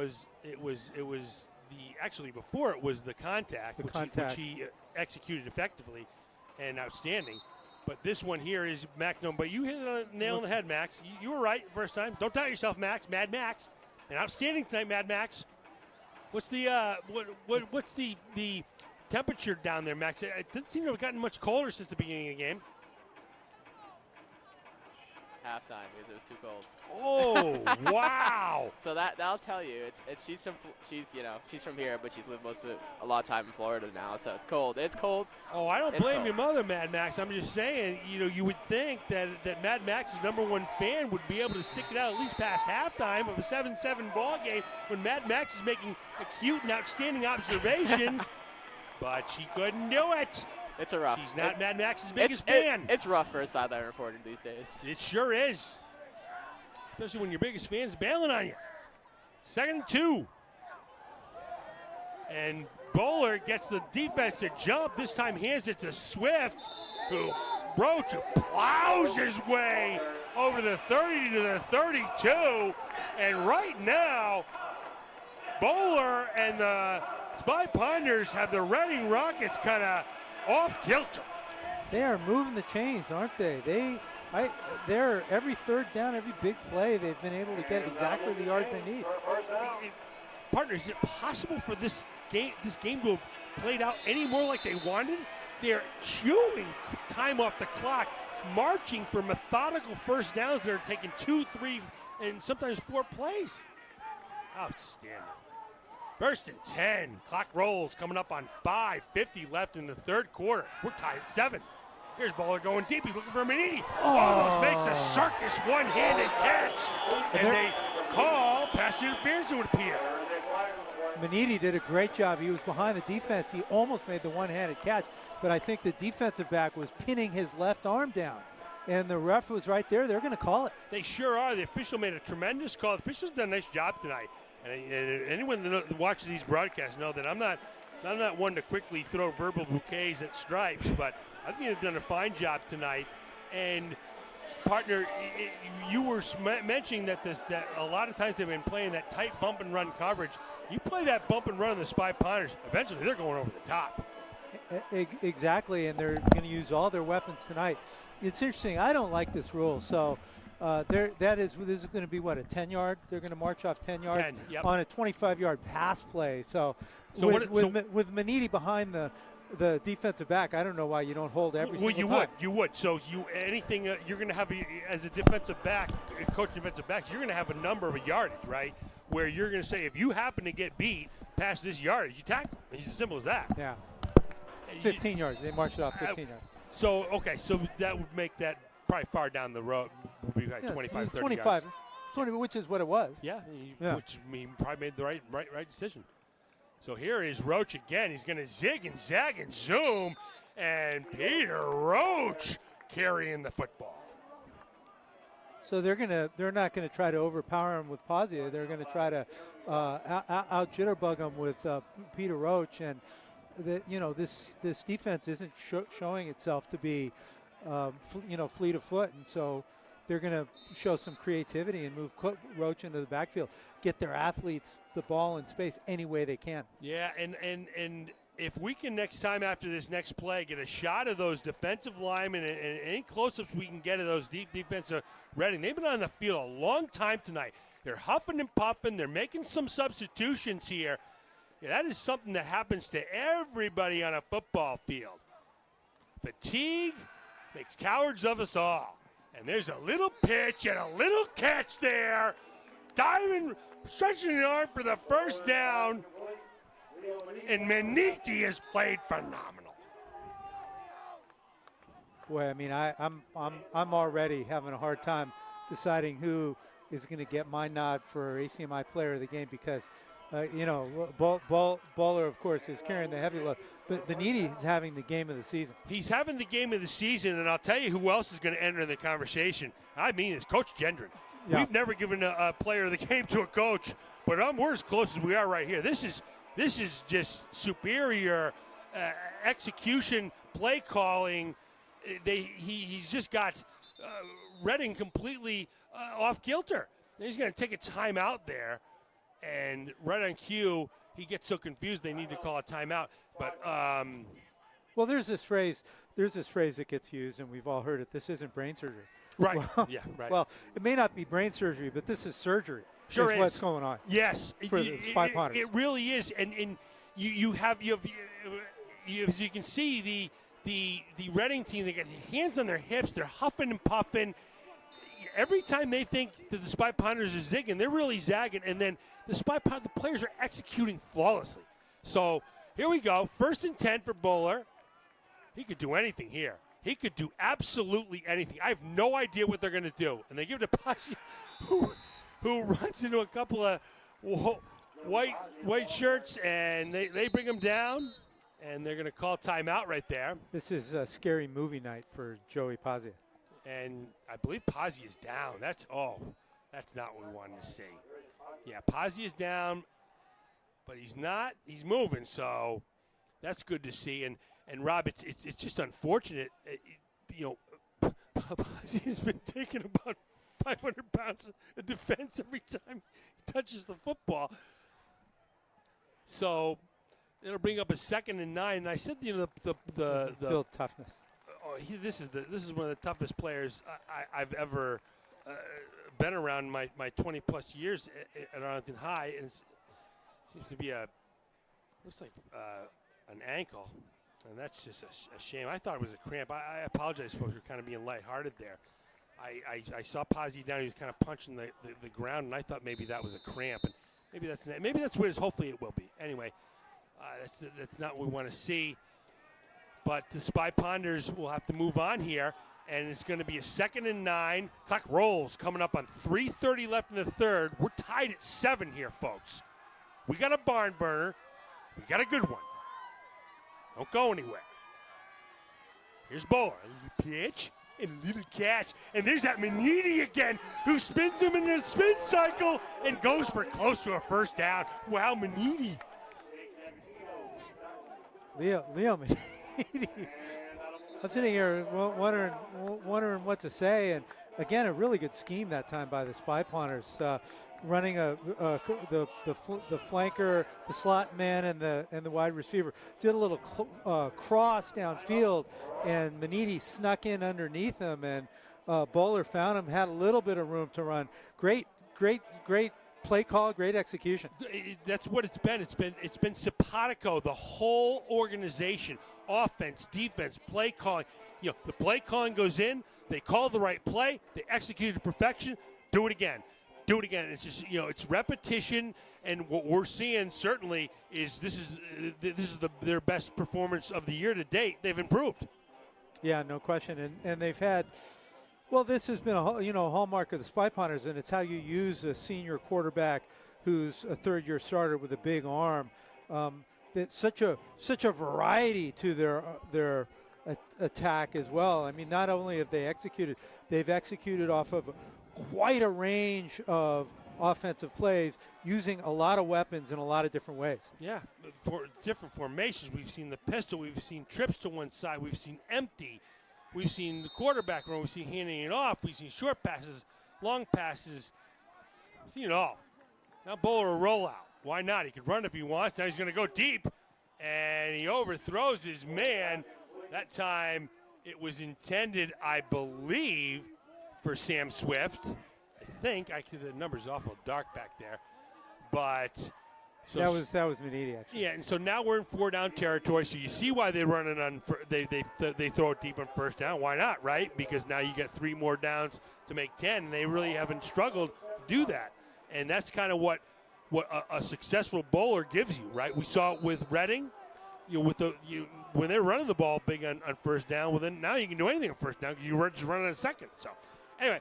It's interesting also that they went for Maniti. Maniti is in the zone. Let's, capitalize on the hot hand. No doubt. So, Maniti's at the bottom of your screen, second player in. He's a little pitch and a little catch that time. And zigging and zagging and zooming goes Peter Roach. And I believe the ball hit the ground, and Reading says they haven't. No signal yet, and they do. Ouch.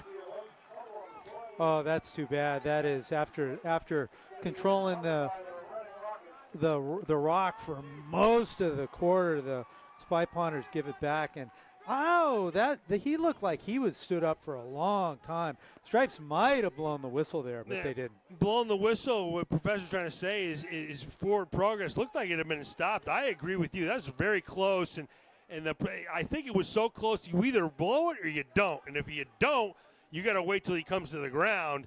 And no one blew the whistle, and so that's one you got to kind of live with. But I got to be honest with you, I like him blowing it too late rather than too early. You see those ones that blow too early. I mean, we've seen a ton of stuff happen after. We've seen guys spin out of stuff. So I'm okay with that. Although I think you hit the nail on the head, Professor. So 1st and 10 for Reading, and their second possession begins with Sinella over the right-hand side. They've had huge success, Rob, over these A-gaps.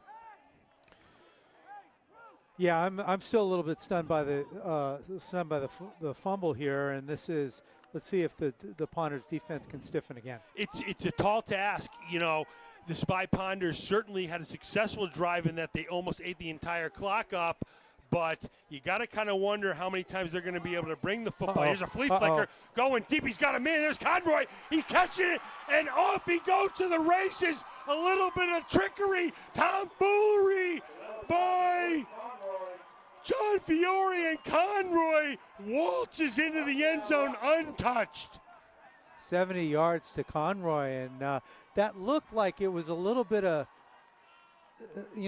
something funny going on in the backfield, but it almost looked like the offense was confused, but it was a beautifully executed flea flicker. Beautifully executed. We said that we thought it was going to be Pat Conroy making his mark on this game before it was over, and there he was sprinting wide open down the field. That kid's a player, folks. That punt showed me that he was a champion. Kick is up, and the kick is good. And with 2:18 left in the third, Spy Ponders fumble the football. Reading picks it up, a little flea flicker, and they're up 7.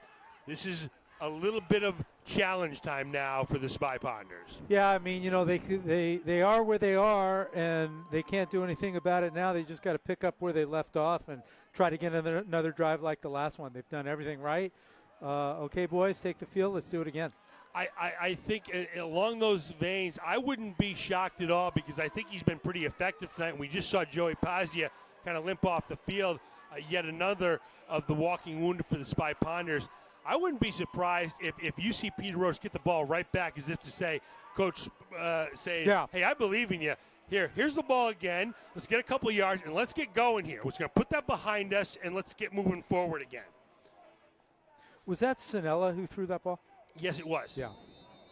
So, I mean, certainly Peter Roach is, can't hang his head now. No. I mean, fumbles happen. Fumbles happen to anybody. That ball was stripped. The whistle might have been blown. Whatever. Son, get out and play. 100%. That's a huge kick. This Forbes has a leg and zigging and zagging and zooming and finally brought it to the turf. And you can see the energy that Reading has right now. And this is when I said to you, partner, that Reading doesn't like to be punched in the mouth. Well, when they grab a fumble off the ground and then they turn it into 6 the other way in a flea flicker, well, that's them punching back.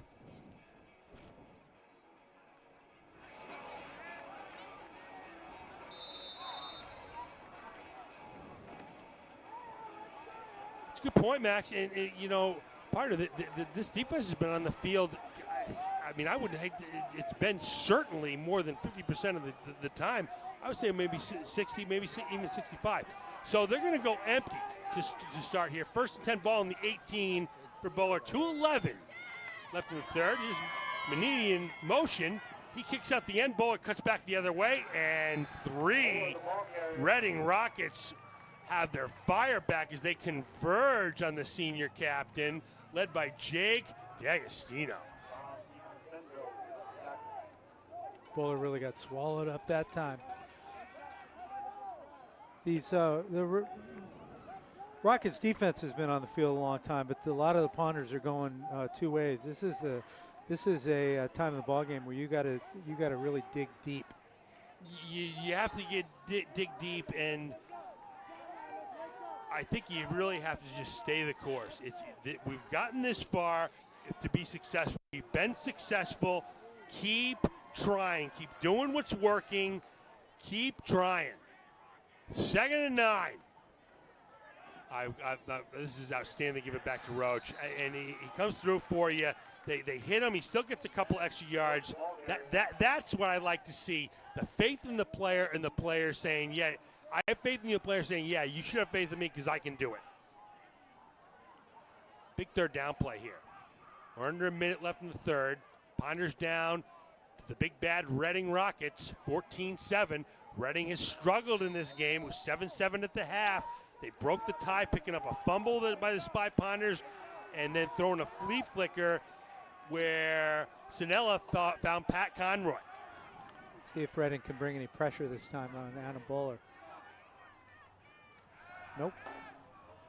It's a little pitch, and it goes through the arms that time of Peter Roach, and the Spy Ponders are going to have to punt, and I think, Rob, I think it's fair to say we're in a little bit of danger zone here. No question, they're going to need a big kick here from Sam Swift, who does have the leg, but they're not going to want to give the ball back to the Rockets on their own side of the field. So Jeremy Roche, a 5'9 junior, and Sean Fisher will return. It's a wobbly kick. If it takes a Spy Ponder bounce, which it does, and goes out of bounds at about the 44, and that's certainly acceptable. That's certainly acceptable. The Ponders will take that. Now it's up to the defense. We got a flag coming in late. Looks like fireworks stripes through it as far up to the heavens as he possibly could, and it kind of landed on the field. Looks like they're I don't know if you can pick up what this is, Max, but they're pointing the Rockets' way. I think it's unsportsmanlike conduct. Wow, Max, did you see what that was? Because I'll tell you, that is a very unfortunate time to get us. I honestly did not, but I've seen all game the Reading players putting a little bit extra hit after the play, tossing players down after the whistle's already blown. So I'm not surprised they've gotten this penalty. I think the refs have also seen it multiple times and not throwing the flag. It was on Peter Roach last drive. 66 just tossed him on the ground after the play, and the ref was staring right at him. He's probably had enough of looking at little extracurriculars after the play. Yeah, and Robbie, you saw the way they threw that was an angry flag. We've seen that before. Yeah. Something happened. He was not happy. He was an angry flag. Max may have hit the nail on the head. They maybe let a little bit go and say, you know what? I told you to knock it off, and you didn't listen to me, so here's your flag. You take 15 yards. This is a big penalty right there, right? Yeah. I mean, my gosh, you're up 14-7. No question about Holy it. cow. And if you're the Rockets, you gotta watch out, because once you get the stripes, angry at you better play it clean. Sure better. And running the right-hand side again is Masucci. And Rob, it's kind of like Masucci's. It's not that the holes aren't there anymore, but they're closing fast. Yeah, they're closing fast, and the Spy Ponders, I can't quite tell if they are bringing the linebackers up or whether they're just a little bit fresher than the big beefy guys for Reading. So that's the end of the third. Whoa. We have a little intrigue here in the booth. Yeah. The carpet bug grabbed Scott's headset. Absolutely. Lori Tietze was over there. I saw her, my wonderful friend, gave him a big thumbs up, her and Paul Walsh, dang, and off the headsets came. Anyway, so as I collect myself, and Rob, at the end of 3, the Spy Ponders lead, or down 14-7, and this has just been a magnificent ball game. It's been super fun. It's been very well played, and if you were the Spy Ponders and before the game, and you'd say that it's going to be 14-7 going into the fourth quarter, and other team has the ball on their own 35. Will you take this? You'd say, absolutely, I'll take this. And now what I got to say to the Ponders, let's go out and win this ball game. 100%. This is when there's no. We're not going to get nervous here. We're not going to stop executing. We're not going to stop trying. We're not going to stop calling innovative and plays to be successful. We're going to try to win this football game. So 2nd and 7. See if they go back to Masucci. They don't. It's a little play action. He's got a man down there. It's a pitch and a catch, and there's that man again, Pat Conroy. And I'll tell you this, Conroy's a gamer. Wow, and that time Sinella threw a strike. That was a long toss. That was probably a 40. Well, let's count it off from the 25-yard line. Lands on the 30-yard line, so that was a 45-yard play. Hit him right in the numbers. So the Spy Ponders tackle there was made by. So we got first. Yeah, I didn't see it either. First and 10, big play for the Rockets. Over the right-hand side, zigging and zagging and zooming is Masucci. And the Spy Ponders here with 10 clock rolling. We're at 10-12 left in the contest. It's make a stand time. Well, they did it earlier in the game. They're going to have to dial one up here. Given the way the Spy Ponders are playing, they don't want to go down 14. No, they don't.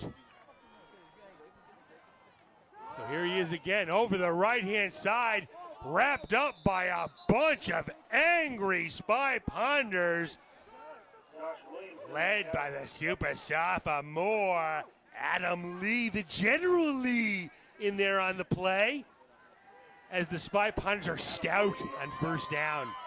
Yeah, Adam Lee's had a ball game tonight. Adam Lee returned the last kick, and he's certainly getting a taste of varsity action on Friday night on Pierce Field and is acquitting himself very well.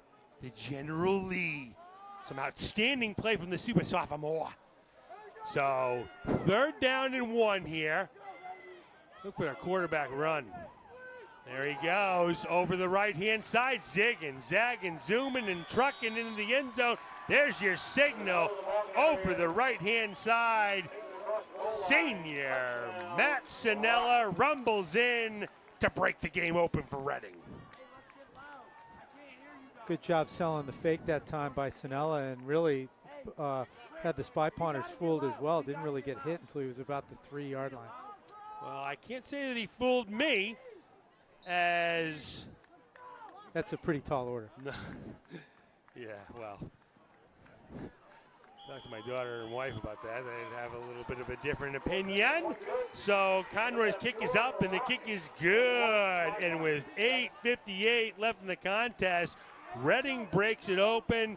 And Rob, you got to feel for the Spy Ponders. Oh, absolutely. So playing so well, and they've come so close. And 8:58, the game is far from over. But right here, they're going to need to kind of pick it up a little bit. There isn't a lot of margin for error now. They've got to execute their plays. A big play would be nice, and they're going to need to get in the end zone. They sure are, but we've talked about this before with the way the clock stops on every first down. You honestly, you don't hurry up here. You huddle up, you get the plays right, and honestly, you take your time in the huddle. You got to call your plays in a timely fashion, but you can't score 2 without scoring 1. you can't turn the ball. You got to score here. So, that's just my opinion. I know. I think that's fact, actually. You can't score 2 without scoring 1. But you will see teams here go fast. I'm trying to hit a 5-run home run. You don't go fast here. You huddle up and you got to score a touchdown. Zigging and zagging and zooming goes Peter Roach over the 30-31. Roach played well. Yeah, all the Spy Pounders have played well. I'm a little bit surprised to see. I guess if you're the Spy Pounders, you put your best skill players back to return the punt. You never know if you're going to break one. Exactly. Well, and Roach has broken one early in the year, went coast to coast in the home opener. So here's Bowler, and he'll go empty on first down. That's part of it. They're definitely improvising here. Bowler just told Roach to get in the slot out there. Here's a little pitch and a little catch as he finds Roach, who stumbles, bumbles, and mumbles over the 50 to the 41. Outstanding. I got to tell you, what a great pass play that time was by Adam Bowler.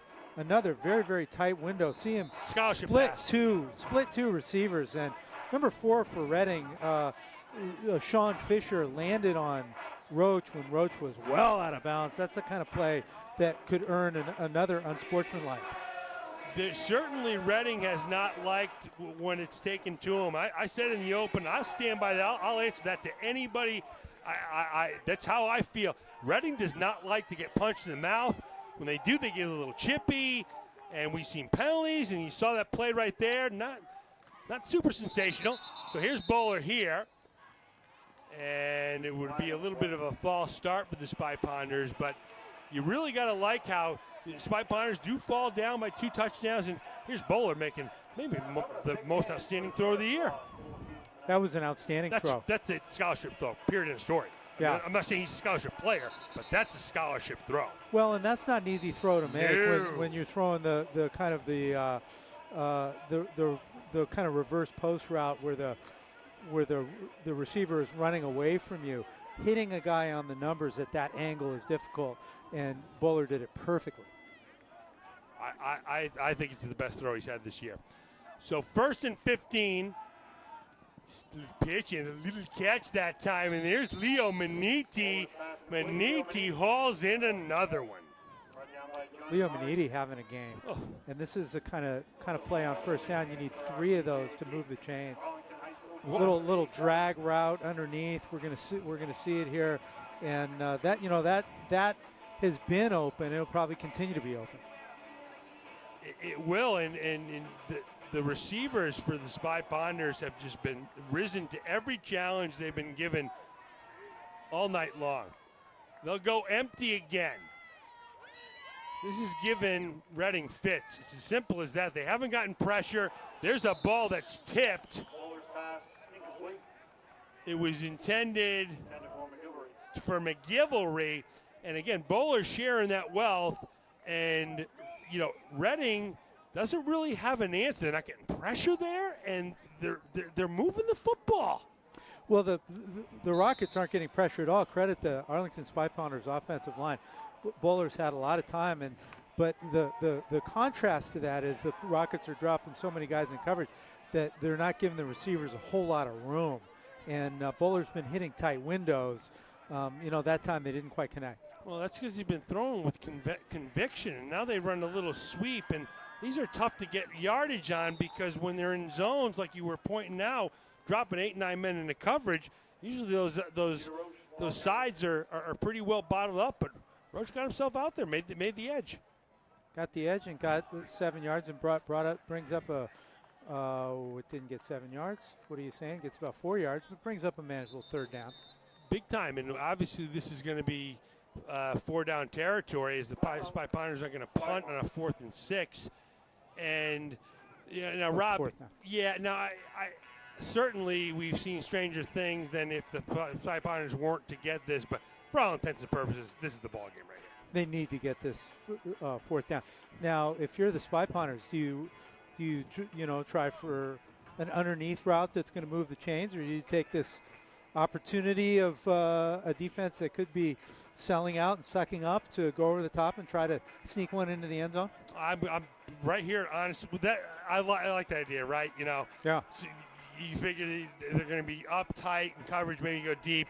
That's the Gendron of tonight, the Gendron we've seen. That's what he would probably do.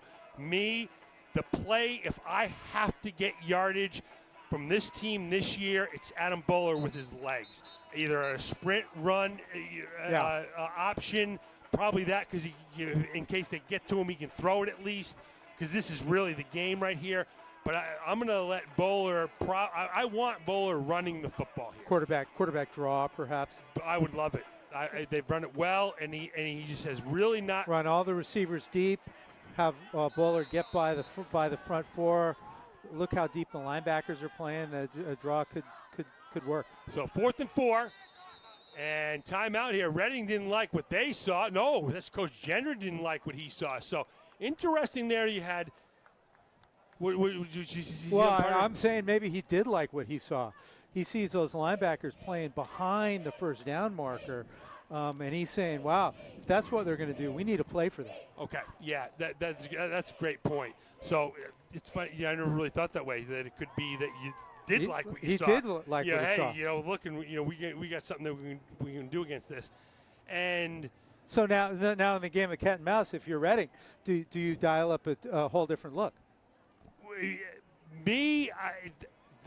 Since I think it's the most important play in the game, as I've always said, I run my best offense, best defense, the most important play. So me personally, I don't change it up. But I believe that this Reading coach has a little bit of a different operational philosophy than me. Well, we're gonna see. We will have to see. So here's your big play as Coach Gendron rallies up the squadron, and Bowler brings out his troops. And it looks like they have a nickel package, and it looks like the linebacker is playing. There's one linebacker playing 6 yards deep.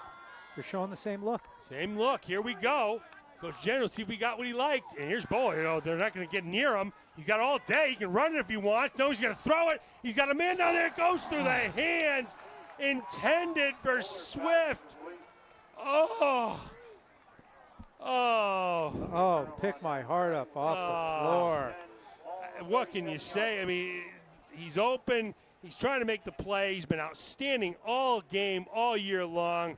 Just couldn't make the play. Yeah, it looked like it was Roach there, and he put it just behind him. He had him, and he had plenty of time. Credit the offensive line again. He had about six counts and enough time for the wide receiver to get open, for Roach to get open, but Bowler couldn't quite hit him. No, not at all. And Max, so this time, this is strip the football time, isn't it, Max? Punching that football, right, Max? There you go. All right, so now they're going to run a little screen. No, it's not. It's going back the other way. And this is where, and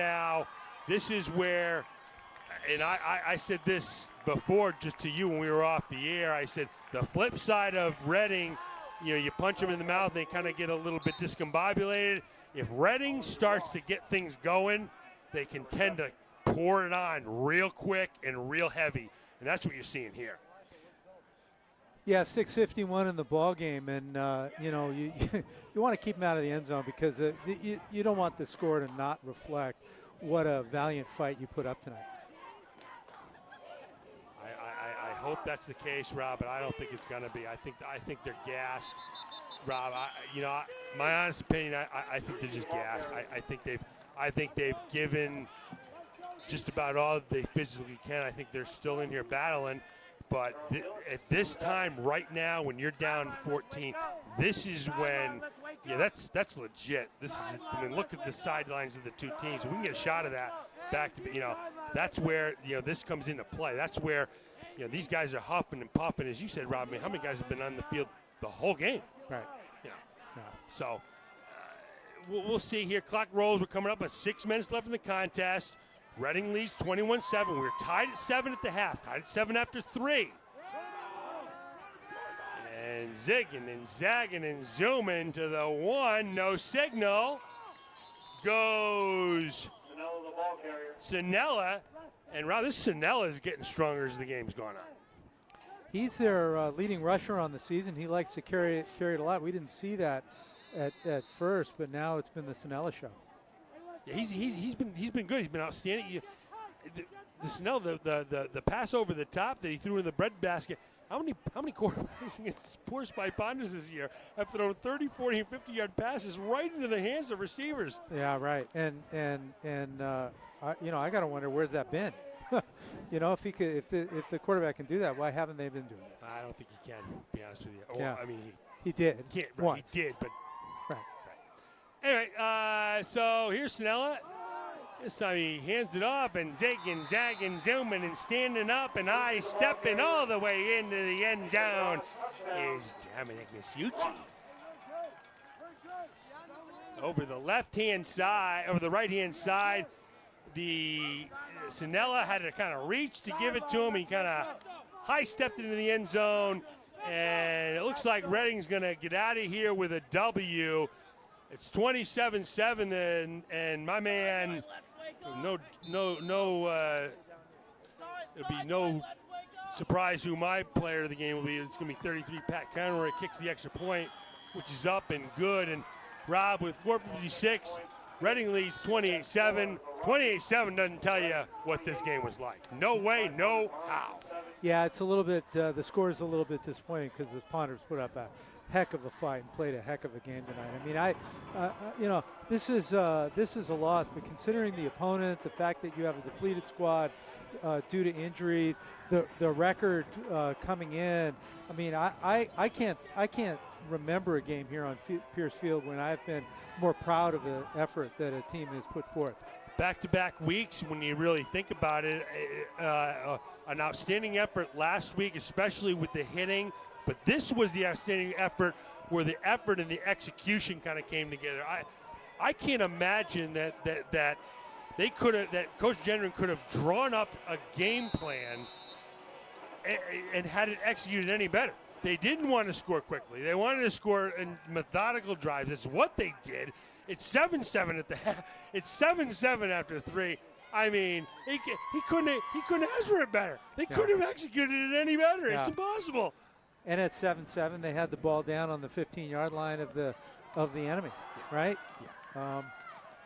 They got what they want, and it's too bad that the score's gotten a little bit out of hand. And you see there, again, where numbers kind of hurt, and Roach, who's been outstanding tonight and is super all season long, that he's asked to carry the football out of the backfield. Is that a move that's kind of on the go because Pazzi is out, and are they kind of shifting, mixing and matching players? You got to kind of think so, and we certainly know that Roach isn't a running back first. Right. They've what did you have? Start where you are, use what you have, do what you can. Absolutely. And they've done every bit of that. This gave me goosebumps, Barton, because that's my phrase. It's the one I love the most. It's an Arthur Ashe quote, and it's the one I use with my daughter all the time, and that's exactly what they did tonight. They started where they were, they used what they had, and they did what they could, and sometimes it's not always going to be enough, but I'll tell you what's going to be enough, and I've seen enough from Adam Bowler, and I'm going to say something now that I don't even know if I'm going to be right about it. That's a scholarship football player. That's what I think, and we'll see if that comes true. But I've seen too much tonight. This is a player that can move too quick. This is a championship football team he's doing it against. He's done it against all the competition that comes in here. He's done it in games when they haven't competed phenomenally. He's been a consistent force all season long. Well, let's flip the script. You called Reading a championship football team. I think Stoneham's better. Whoa, way better. Way better. And Arlington played outstanding against Stoneham. Right. Their two best football games were Stoneham and Reading. Right. And now Bowler's going deep, and this is when we thank the forces above that it is not below 40 degrees, and that I'm pretty toasty here. Oh, me, I'm fine. I'm good to go. Booth. I'm sure Max agrees. You toasty down there, Max? Yeah, like a big old heater down here. Now it's getting colder. It's getting colder. Is it getting chilly down there for you, Max? It's really cold. Mad Max, getting a little chilly. Right. Hey, Mad Max, are you from Florida? No, I was born in Boston, but Oh, I've lived okay. in Florida most of my life. Oh, so- you did? Oh, you are a Floridian, Mad Max. Yeah, Is it- got Floridian blood in me at this point. There think you it's go. warm right now in Florida? Because it's 51 here at Yeah, Pierce Field. I think it's getting a little cool. I think it's in the 60s there right now, actually. So it's not that much warmer. All right. Mad Max, so when you're in Florida, what's the number? See, and I have Florida type tolerance for cold. So for me, what's the number for you, Max, that you say, oh, it's cold out? For me, it's anything under 50. And the 49s, that's cold. That's what I'm gonna say. Anything in the 50s, below 50, that's cold. I don't get cold that easily, but it's just really frigid out here tonight. Well, you'll have to spend a little time in the booth, Max. Nice roasty toasty up here. Here's Bowler. He's looking. He's flushed out of the pocket. And he kind of just lives to fight another day. It's almost picked off, but another thing that Bowler does really well. First of all, partner, what's your degree temperature for cold? Are you a 49 guy or a 39 guy? I'm more a 39 guy That's than what I a thought. 49 guy. 49 is not cold for you? Nah. You're big, strong, huh? Exactly. Big, strong, the guy from California. Exactly. Yeah. We have tough stock Yeah, out there in California. those frigid, cold surfing waters. Well, we cool, right?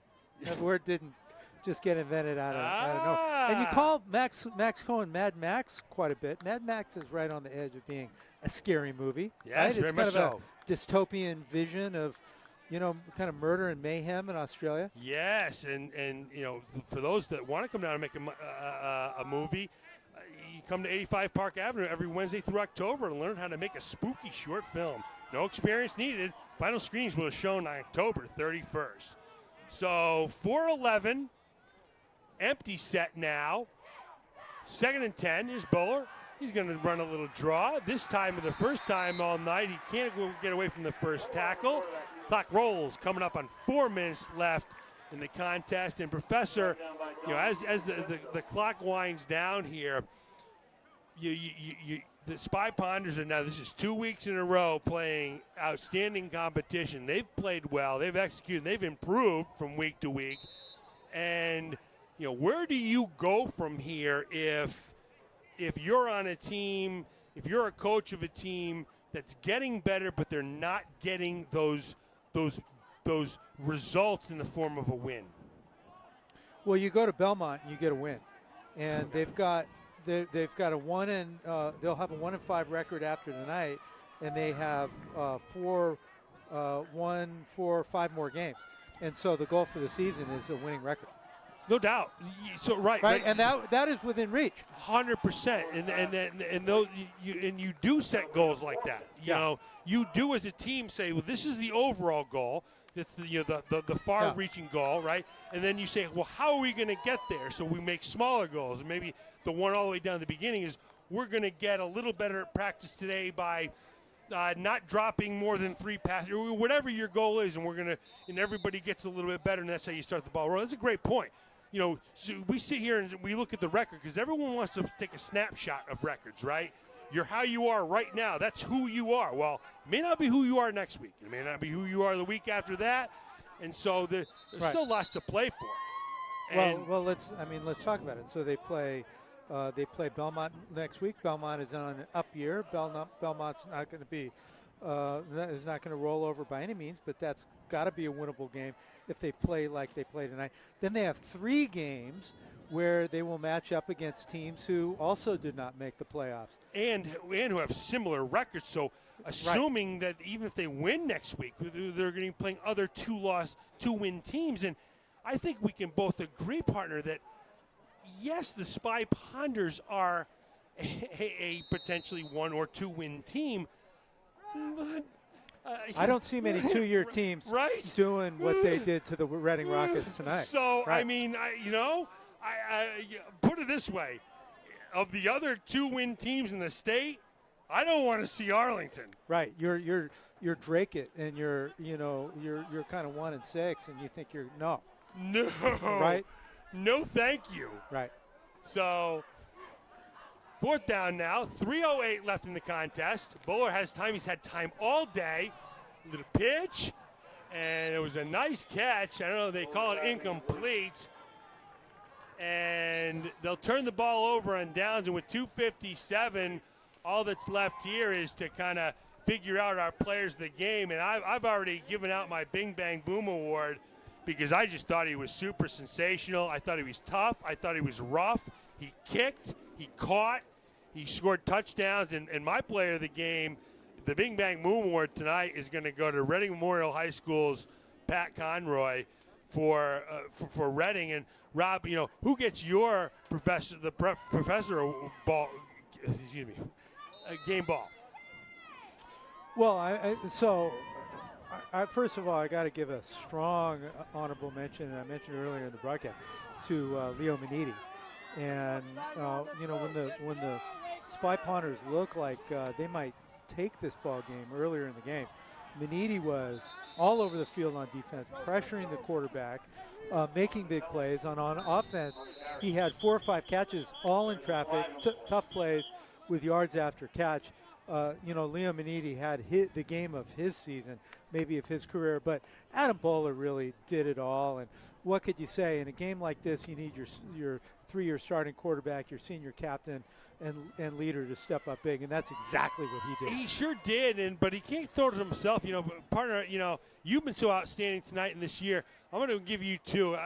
I'm going to let you split that because I really want to make sure Maniti gets recognized because I really thought he stepped up huge, and I thought he was the definition of you know, how you don't quit, you don't stop trying, you don't stop trying to make an impact because he was immense tonight. So Mad Max, let me know who gets your. You know, I don't know if you can hear us up here. You know, the professor has picked Bowler and Maniti as his players of the game. What player from Arlington gets Mad Max's ball again? Well, can I split this award 5 ways to the Arlington offensive line? I think that's outstanding, super and sensational, Max. I thought they were just amazing tonight. Not to gawk, but I mean, you know, that Arlington defensive line has impressive size in the middle. I mean, those guys are all over 6 foot, 6'2". Like the Reading defensive line. The Reading defensive line is just a tough group. It looks like a tough group of guys to me, and they handle them well all night. And I mean, they're not, you know, Arlington's offensive line isn't all 6'5" monsters. They're out there toughing it out against guys that are bigger than them. I mean, to your point, Max, let's read out some of the size. So big number 72, you see on your screen there, 6'3", 255. Big number 75, Dom Crescenza, 6'1", 235. Big number 74, Chris Chiuli, 6'2", 250. And, you know, you're right, Max. Arlington handled it. Handled them all night long. And, Max, you hit the nail on the head about the Reading line. And what the Reading line had is pedigree, right? Those are pedigree players. The Arlington are grinders. And the grinders beat the pedigree tonight. And I love to see that. Great call there, Max, as we wind down the clock and Reading takes a knee as the clock winds down. Our final score here at Piercefield in Arlington in a hotly contested, super sensational game. The Reading Rockets moved to 6-1 on the year with a 28-7 win over your Arlington Spy Ponders, who fall to 1-5. And partner, partner, you know, next week for the Spy Ponders, it's off the Belmont, and now the flavor changes, doesn't it? Of course, we're talking about pedigree with Reading, and now it's on the road now, so it's a change there. And then also it's on the road and it's at Belmont, so it's now more similar, right? Similar talent, similar hunger, that sort of thing. Yeah, and Belmont is on an up year. They're 3-2 going into tonight's game. We don't know how they fared tonight, but you know, Belmont will be hungry, and they're looking to climb over Arlington in the kind of the year-over-year standings, and they'll be licking their chops, and they'll be at home. And you know, once again, Arlington's got to dust it off and go attack next week, and go to Belmont and try to get that win. You know, Max, last week I remember you said that you thought that the defense was close to making a breakthrough. And I'm going to be honest with you, Mad Max. I kind of rolled my eyes a little bit when you said that. I wasn't really sure. I wasn't really sure I agreed with that. Max, you saw something last week. What'd you see? I just saw a team that wasn't giving up. That was hitting hard on every play. You guys have mentioned hitting hard every play, and getting the stops when they were needed. And they did that. They did that through those first 3 quarters tonight. At least they got the stops when they needed. They got that stop in the red zone. They stopped them on 3rd down and made them punt the ball, and then a holding penalty, punting the ball again. They gave the offense the chances they needed, and I think they're getting better every week, even as they're losing players, and that's something that's really impressive to me. It's tough out there when you're losing people left and right, and you have to put new people in, plug and play, and you're still getting stops, and they've gotten better. They haven't gotten worse. That's the impressive part. You know, Max, really solid points again. Max might be getting a game ball soon. But, Rob, you know, it's Max makes some really good points, and that their attrition is showing a little bit. Players are coming out, and the players coming in have, you know, it's a plug and play, and varsity sports football is not usually plug and play. Yeah, I mean that's the elephant in the room, and we keep on talking about how they played so well and came up short against Stoneham, against Winchester, now and against Reading, and last week against Lexington, and they come up short in the second half when they're worn down a little bit. And you know, the good news is that some of the younger players on the team, like General Lee, are getting some you know, good time and experience. The sophomores aren't necessarily as physically developed as the seniors, and they don't have quite as much experience, and it's not as easy for them to just step in on Friday night and win a ball game against a team like Reading. Well, you were pointing out before the game that these players, you know, some of the players that are the reserves, you know, they're learning just how to stand on the sidelines, you know, do things like you know, help the team warm up and things like that. They're not even sure about how to warm up, and you see that. That's nothing wrong with that. That's a natural progression in athletics. Nobody walks on a field and knows how to do everything, but they're learning how to get, you know, physically get on and off the football field, and even something. Now they're turning back and saying, okay, now go in there and make the play, and they're doing it. Right, and they're doing it, and they get their crack on special teams. Coach Jenner talked about it after the game last week, and the special teams has been an outstanding bright spot for the Spy Potters. So you know, the young guys are doing their thing, but the point remains that the Spy Potters are wearing down at the end of these ball games. I think there's no question about that. Coach Jenner said it last week.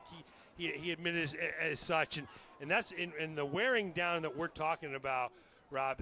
I mean, there's nothing you can really do about that. That's just a fact of life. We watched the second half. When you watch this tremendous camera work that was done tonight, we showed the consistent. Every other play, the defensive line for Reading was rotating in and out and in and out. They were able to rest, catch their breath, and that kind of rest is huge. Yeah, it is huge, and the Rockets have 64 guys on their squad, right?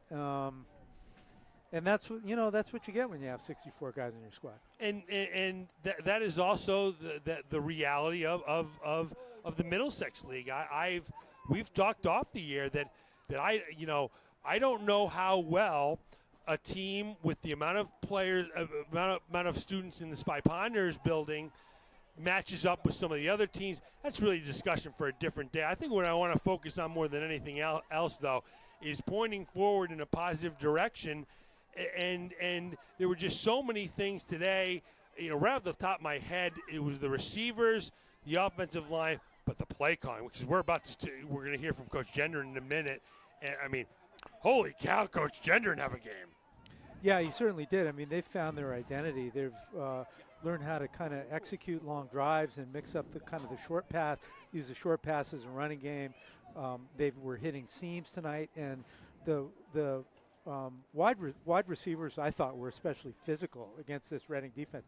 Reading was dropping 6, 7 guys in coverage, and Bowler was hitting them in tight windows, and can't say enough about kind of how well they got. They executed the offense to sustain long drives against a pretty tough defensive team. And I will now let you talk to the coach, who is here graciously to share his thoughts. Thanks so much, Professor. And the coach was nodding his head and listening to Professor lecture us all on what to do on 3rd and longs. So thanks a lot, Professor. Not a down in distance we like. Anyway, so we're here with Coach Gendron. Thanks so much for joining us in the post game. And Coach, sounding like a broken record, but another outstanding effort and another result that isn't optimal. No, not optimal, but I think context is important. That's we're a D3 football team playing a bunch of D1 and D2 playoff. I think powerhouses, like these guys are going to win games in that D2 playoff. Lexington's going to win games in that D1 playoff. How many times have they gone to Gillette? Yeah, man. So we tell the guy, we're so banged up right now. You saw a lot of new guys out there filling in spots and playing their hearts out, doing a great job. And so we said, whoever shows up, we're going to swing away, man, and I thought the kids took that message and just battled some more. And, I didn't see the roster number, but there were a lot of white jerseys on that 63. side. Holy cow. And so, it seemed like wave after wave, and our guys are just not giving up. And eventually I think they got worn down and the depth caught up to us. But as we said after the game, it's not for lack of trying, it's not for lack of effort, it's not guys giving up, and so even with this sequence of losses, man, there's a lot of positive stuff to take away. And so we're trying to build on the good stuff and get guys healthy. And we're excited to play some D3 teams. We haven't played a D3 team in 4 weeks.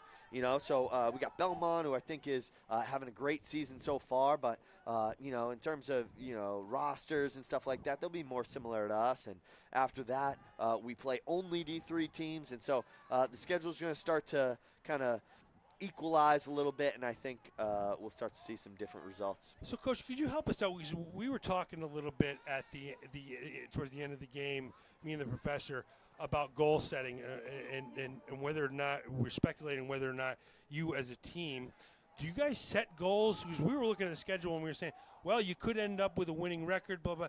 Do you set like overall goals or short-term goals? Do you talk about stuff like that? Yeah, you talk about goals all the time, and you set long-term goals, but they can change at any time. Our goal is to win the league every year. There's no such thing as an up year or a down year for us. We're trying to win the league every year. We're trying to make the playoffs every year. We're trying to win Thanksgiving every year. So these are like specific things. Now, clearly we're not winning the league that year, and so we don't just pretend that never happened. We address it. We didn't meet that goal. Why? Next year's guys want to make that goal. What do they have to do differently? Tonight was senior night, and I was hoping these seniors would pull it out. But, we mentioned to the underclassmen, well, look how much these seniors did, and they still didn't quite get there.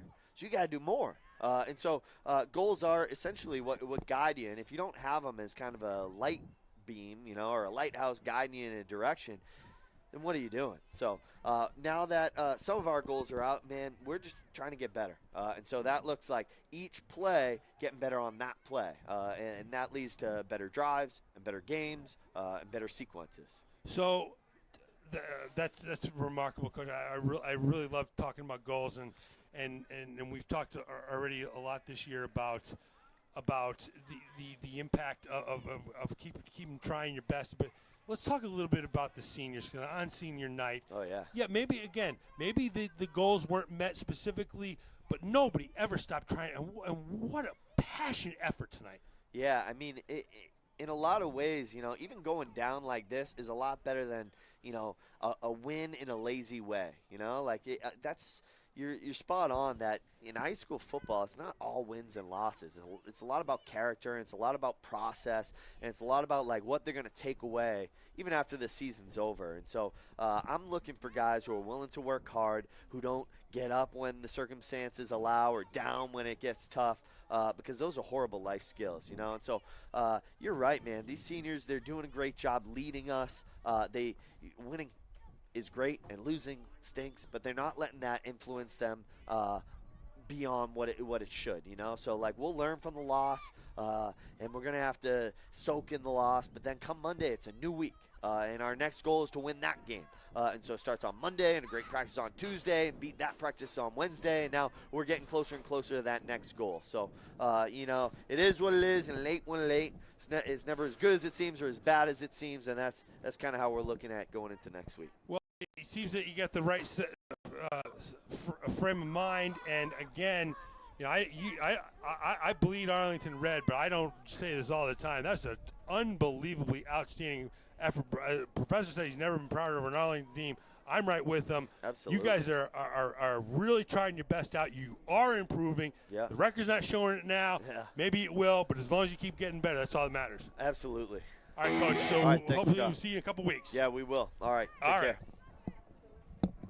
Okay, so we're going to wrap it up here as the coach exits on a frosty, cool night at Pierce Field in Arlington.